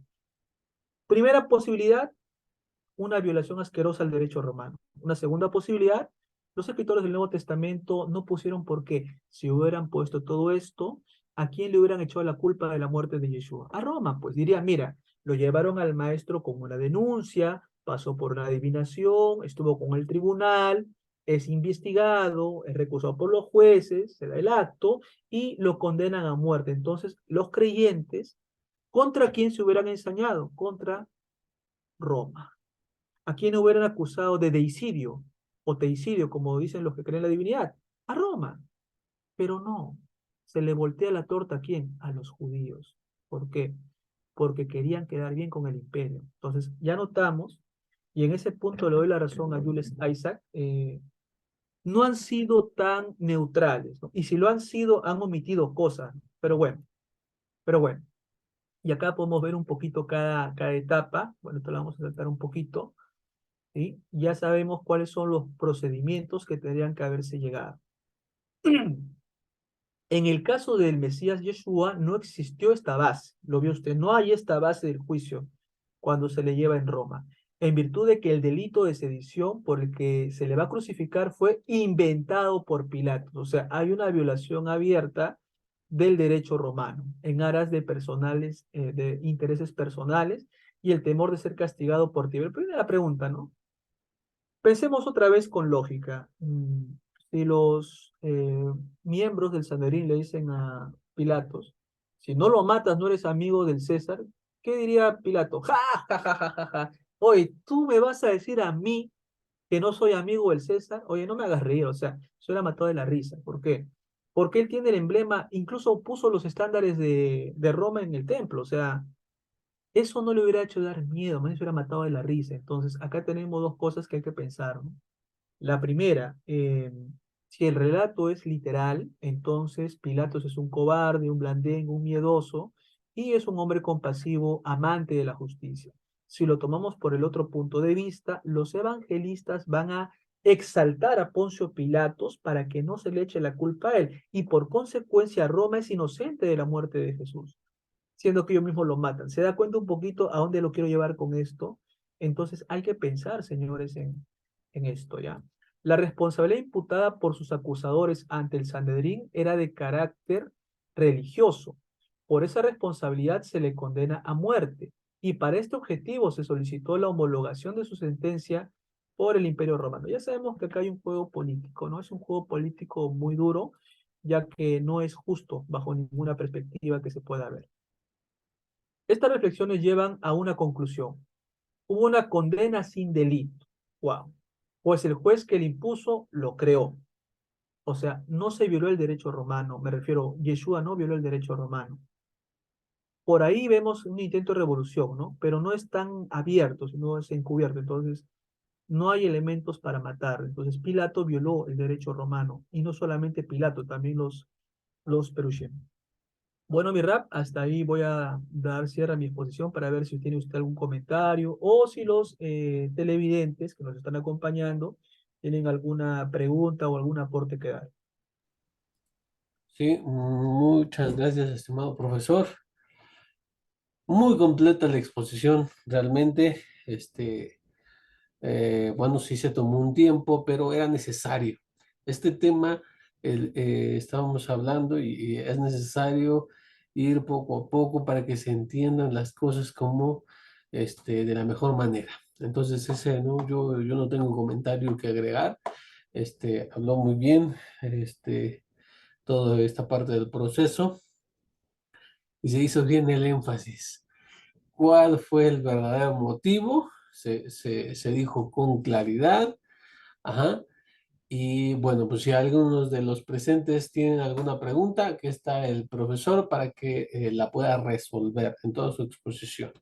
Bueno, si en el caso de que no tuvieran, el profesor amablemente ha otorgado el permiso para que se den las notas, lo que ha en el PowerPoint, lo que ha puesto en la pantalla para que todos puedan obtenerlo. Eso va a ser en los grupos.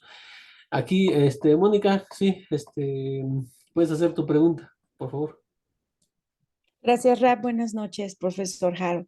Ya que queda muy claro con la excelente exposición que nos han dado, eh, ahí ya tendríamos otro punto de otro estudio, el saber por qué después se le da toda esta aplicación de la expiación de pecados y cómo es que dependiendo de la rama hacen la interpretación, es lo que entiendo, ¿no? Porque si se ve desde el punto del judaísmo, tiene otra connotación muy diferente, lo que es la expiación, por ejemplo, de la muerte de un justo y cómo ellos ven que un justo va a expiar pecados, por ejemplo, los hijos del sumo sacerdote, ¿no?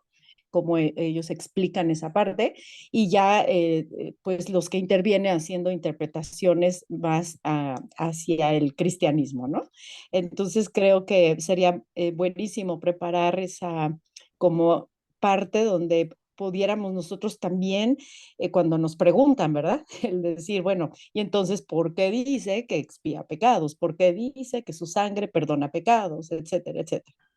Entonces, bueno, era una sugerencia y agradeciendo, por supuesto, la participación del profesor. Bueno, sí, mi hermana. De hecho, con el rabino Joel tenemos el tema de la muerte vicaria. La hemos desarrollado en las clases, me parece, el año pasado, en la cual partimos del mundo griego, ¿no?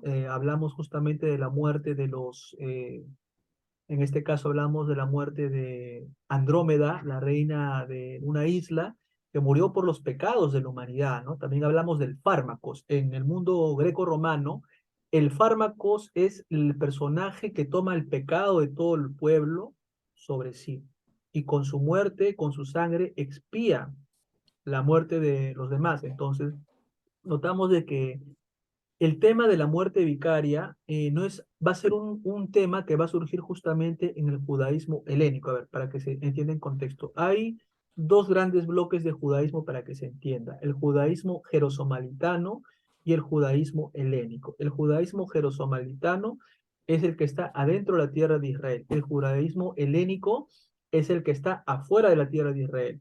El judaísmo helénico ya ha tenido contacto más abierto con el paganismo, por lo tanto ha habido un sincretismo. Por eso que en el exilio se encuentran muchas sinagogas con la cabeza de Medusa, con el símbolo del dios Apolo, del dios Helios. Entonces uno diría, ¿qué hacen símbolos paganos adentro de una sinagoga? Es porque las sinagogas afuera eran sinagogas, digamos, más light, más liberales. Las más conservadoras eran las que estaban en tierra de Israel. Aunque, ojo, en tierra de Israel también se han encontrado algunos símbolos paganos en algunas sinagogas en épocas antiguas. Ya sabemos que esto es porque había un grupo de gente coludida con Roma, ¿no? Pero también había gente, pues, vamos a decir así, que no se había contaminado. Entonces, ¿por qué viene el tema? Que voy a ir adelante, sí, de atrás para adelante. Primero, nosotros hemos escuchado siempre en la iglesia que Jesús muere por nuestros pecados. Ya, ¿eso de quién viene? De los reformadores, ¿vale? ¿Eso de quién viene? De los padres de la iglesia. ¿Eso de quién viene? Del Imperio Romano. ¿Eso de quién viene? De las teologías del Nuevo Testamento. ¿A qué me refiero? Cuando revisamos los evangelios, Mateo, Marcos, Lucas y Juan, no existe ningún versículo en que Jesús diga lo siguiente: por mi sangre preciosa. No. Vamos a dos cosas puntuales. Cuando Jesús se encuentra con el hombre rico, le dice, Rabí, maestro bueno, Rabito, ¿qué de hacer para heredar Haye Haolam, la vida eterna? Y mira lo que le dice Yeshua, ¿por qué me llamas bueno? No, bueno solamente Hashem. Y le dice, los mandamientos de Dios conoces, no robes, no mates, bueno. Significa que no le dijo solo eso, le dijo los 10 mandamientos como todo rabino, recitó los 10 mandamientos. Entonces, el concepto de salvación para Yeshua está vinculado al guardar mandamientos, y eso lo vemos en los evangelios. Otro ejemplo más. Cuando el maestro se encuentra con Zaqueo, Zaqueo le dice, maestro, si he defraudado al pueblo, devolveré el doble, el triple, el cuádruple, el quíntuple. ¿Y qué dice Yeshua? La salvación ha llegado a esta casa, no porque me aceptó a mí ni por mi sangre, porque este es hijo de Abraham. O sea, por la teshuvá que hizo Zaqueo de devolver lo que él había estafado, digámoslo así, a la gente, por esa teshuvá que él hace, entonces la salvación viene. Y esto tiene, hermana Mónica, vinculación con el Salmo 51, que dice, ¿no? Los sacrificios de Dios son el corazón contrito y humillado. Entonces, vamos a poner dos cosas: las palabras de Yeshua contra las palabras de Pablo, las palabras de Yeshua contra las palabras de Santiago. O sea, los que es donde se habla el tema de la sangre, me parece, creo que es en Romanos, en Corintios, Colosenses, etcétera. Pero, vamos a pensar en el pero, si es que el maestro habló esa doctrina, no le enseñó. Los que le van a hacer decir después eso van a ser las generaciones posteriores. Entonces, su pregunta, ¿en qué momento, profesor, se metió la muerte vicaria, la sangre de Cristo, bla, bla, bla, bla? al pasar los años después de la muerte del maestro, sobre todo las colonias que son judías helenísticas, o sea, las que están afuera de la tierra de Israel, son las que van a tener esto. Por eso, comento rápidamente, cuando ustedes, señores, lean el Nuevo Testamento o los escritos nazarenos, tengan presente lo siguiente. Tiene teologías. ¿Cuál? La teología de la sangre, que viene del dios Mitras. También tenemos la teología de la muerte vicaria, que ya es mencionado más adelante. La teología de la preexistencia. Entonces, ¿qué significa? Que en el Nuevo Testamento han habido doctrinas que se han metido, ¿no? Entonces, nosotros estaríamos haciendo la siguiente pregunta. ¿Cuántas de esas doctrinas las valida y las bendice Yeshua? Ninguna de ellas.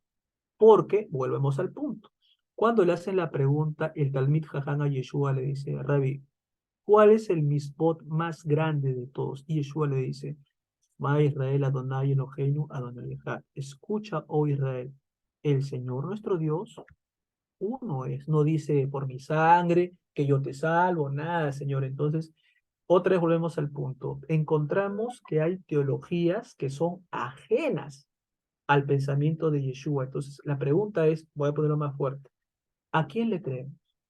¿A Yeshua o a Pablo? ¿Quién está primero, Yeshua o Pablo? Entonces yo lo pongo en esos parámetros para que se ponga en una balanza las palabras de quién tienen que pesar más en la vida de un creyente, en la vida de un estudiante de Rabbi Yeshua. Así que bueno, le aporto eso. Así que mi rap, no sé si usted desea añadir algo en ese acápite.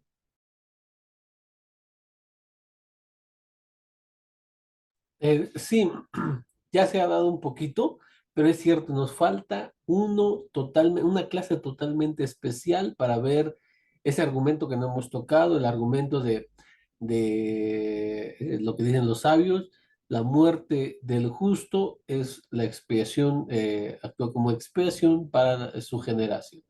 Hay casos similares, por ahí el de la afirmación del Talmud que dice de está Miriam, porque Miriam, el pasaje de la muerte de Miriam, la profetisa, y lo de la vaca roja se encuentra yuxtapuesto, y este es para enseñarte que la muerte del justo viene como expiación para los de su generación. Esto lo utilizan la mayoría, bueno, sí, la mayoría de los que defienden la muerte vicaria, en la expiación de pecados a través de la muerte del Mesías cuando es ejecutado en la cruz, en el madero, como quieren llamarle, lo utilizan para decir, mira, es cierto, eso es un pensamiento judío, siempre ha estado ahí, nada más que nos los han escondido. No, ese no es el pensamiento judío, pero pues, hay que demostrarlo, ¿verdad? También van a acudir a algunas palabras del Rap Cook y he visto que tienen ese. Entonces, una clase especial totalmente de eso si nos falta y vendrá también estaremos haciéndola para que cada vez quede mejor explicado todos los aspectos que normalmente los discípulos que creen en eso, pues lo utilizan para sustentar o para demostrar su tesis. Eso sí nos falta. Bueno, pues entonces, tenemos preguntas, aparte de lo que se ha comentado, del aporte de esa sugerencia, que es, por cierto, muy buena. La haremos en otro momento. Si la pensamos hacer, no la hemos, no se ha grabado, pero sí se piensa hacer esa clase especial. ¿Ah? Bueno, parece que no, ¿verdad? Bueno, pues entonces vamos a terminarlo aquí, estimado profesor, porque bueno, ya fue un tiempo de exposición largo.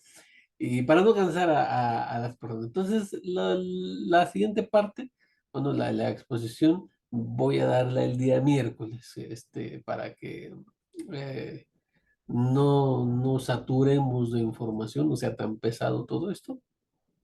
Así que la próxima lo vemos el miércoles. Muy bien. Entonces, muchas gracias por habernos acompañado. Seguimos esperando, nos honren con su presencia en las siguientes clases de esta o de otras series que vayamos a tratar. Tenemos una sorpresa, el profesor Joseph y un servidor tenemos ahí una noticia que dar, pero esperamos que, si es la voluntad de darla la próxima semana, ya esté listo ser una buena noticia, así que estén preparados. El profesor Harold tiene es también un instituto donde da este tipo de cursos, así que también queda grabado para los que puedan ver la grabación. Si alguien quiere o está interesado en alguno de los cursos, profesor, si puede decir alguno de los cursos que tiene, para que si alguien tiene el interés, pues pueda comunicarse con usted directamente. Bueno, O, mi rap, voy a soltar una pequeña bomba que la dimos ayer domingo con el profesor Joseph. Chicos, les comentamos, aprovechando el pase que nos da el rabino, ha comenzado un curso llamado Las mujeres en el Nuevo Testamento. El profesor Joseph abordó un panorama general, pero para que tengan una pizquita nomás, les voy a soltar algo. Se conversó un tema picante, polémico, ya que nosotros creemos en la humanidad de Yeshua, no en la deidad, en la humanidad de Yeshua, fíjense bien. Revise Juan capítulo 4. En Juan capítulo 4, mire lo que pasa. Yeshua tiene el encuentro con una samaritana. Usted lo conoce de memoria ese texto ya. Ahora le invito a usted a que haga ese análisis de Juan 4 bajo el cantar de los cantares, Shir Hashirim. ¿Qué significaría? Fíjese que hay cosas interesantes. Yeshua está sentado solo y viene la mujer y Yeshua le dice, dame agua. La pregunta es, ¿qué significa dame agua en el cantar de los cantares? Repito, como estamos hablando cosas ya gente adulta, dame agua tiene connotaciones más de tipo sexual. Y se da la conversación en que la mujer le dice, tú siendo judío me pides a mí que te dé agua o que te dé agua del pozo. Y Yeshua le dice, si tú supieras quién es el que te está pidiendo agua, tú me pedirías a mí que yo te dé agua, agua viva. Esa palabra agua viva también tiene connotación en el cantar de los cantares. Y la mujer le dice, quiero esa agua, dame esa agua. Entonces, en ese análisis se deja claro que hubo un coqueteo de tipo romántico. Yo sé que a las personas les puede escandalizar, ¿por qué? Porque ven a Jesús como Dios, pues. Y un Dios no se puede enamorar de una mujer. Pero la pregunta es, ¿usted se enamoró alguna vez? Por supuesto. ¿Me he enamorado yo? También. ¿El rabí se enamoró de su señora? También. Entonces, no es nada raro en un rabino del primer siglo tener familia. Así que le suelto eso. Eso lo hemos tocado en la clase del día de ayer, hemos abordado algo. Así que si ustedes están interesados en el curso, pues se comunican con el rabí Joel y a través del rabí les enviamos pues el link y todo esto para que usted pueda entrar, porque repito, nosotros tocamos los temas sin pelos en la lengua. Nosotros no le debemos fidelidad a ninguna iglesia, a ninguna confesión de fe. Hablamos las cosas abiertas dando bibliografía. Así que, Rabí, yo le agradezco y yo creo que como usted hemos tocado el tema del sexo, así que hemos hablado también ese tema que hay en su canal y yo creo que pues el público puede digerir estos temas. Así que bueno, Rabí, le agradezco bastante. Para mí es un placer compartir de nuevo con usted. Y bueno, siempre como cuando hayan invitaciones, pues como dicen ustedes en México, ¿no? Ustedes cerran y yo salto, así que estaríamos pues pendientes. claro, pues entonces estamos así. Muchas gracias por todos los que asistieron. Entonces, el miércoles estamos dando la siguiente parte y terminamos, bueno, lo de los motivos. Bueno, entonces muchas gracias nuevamente. Nos vemos en la siguiente oportunidad.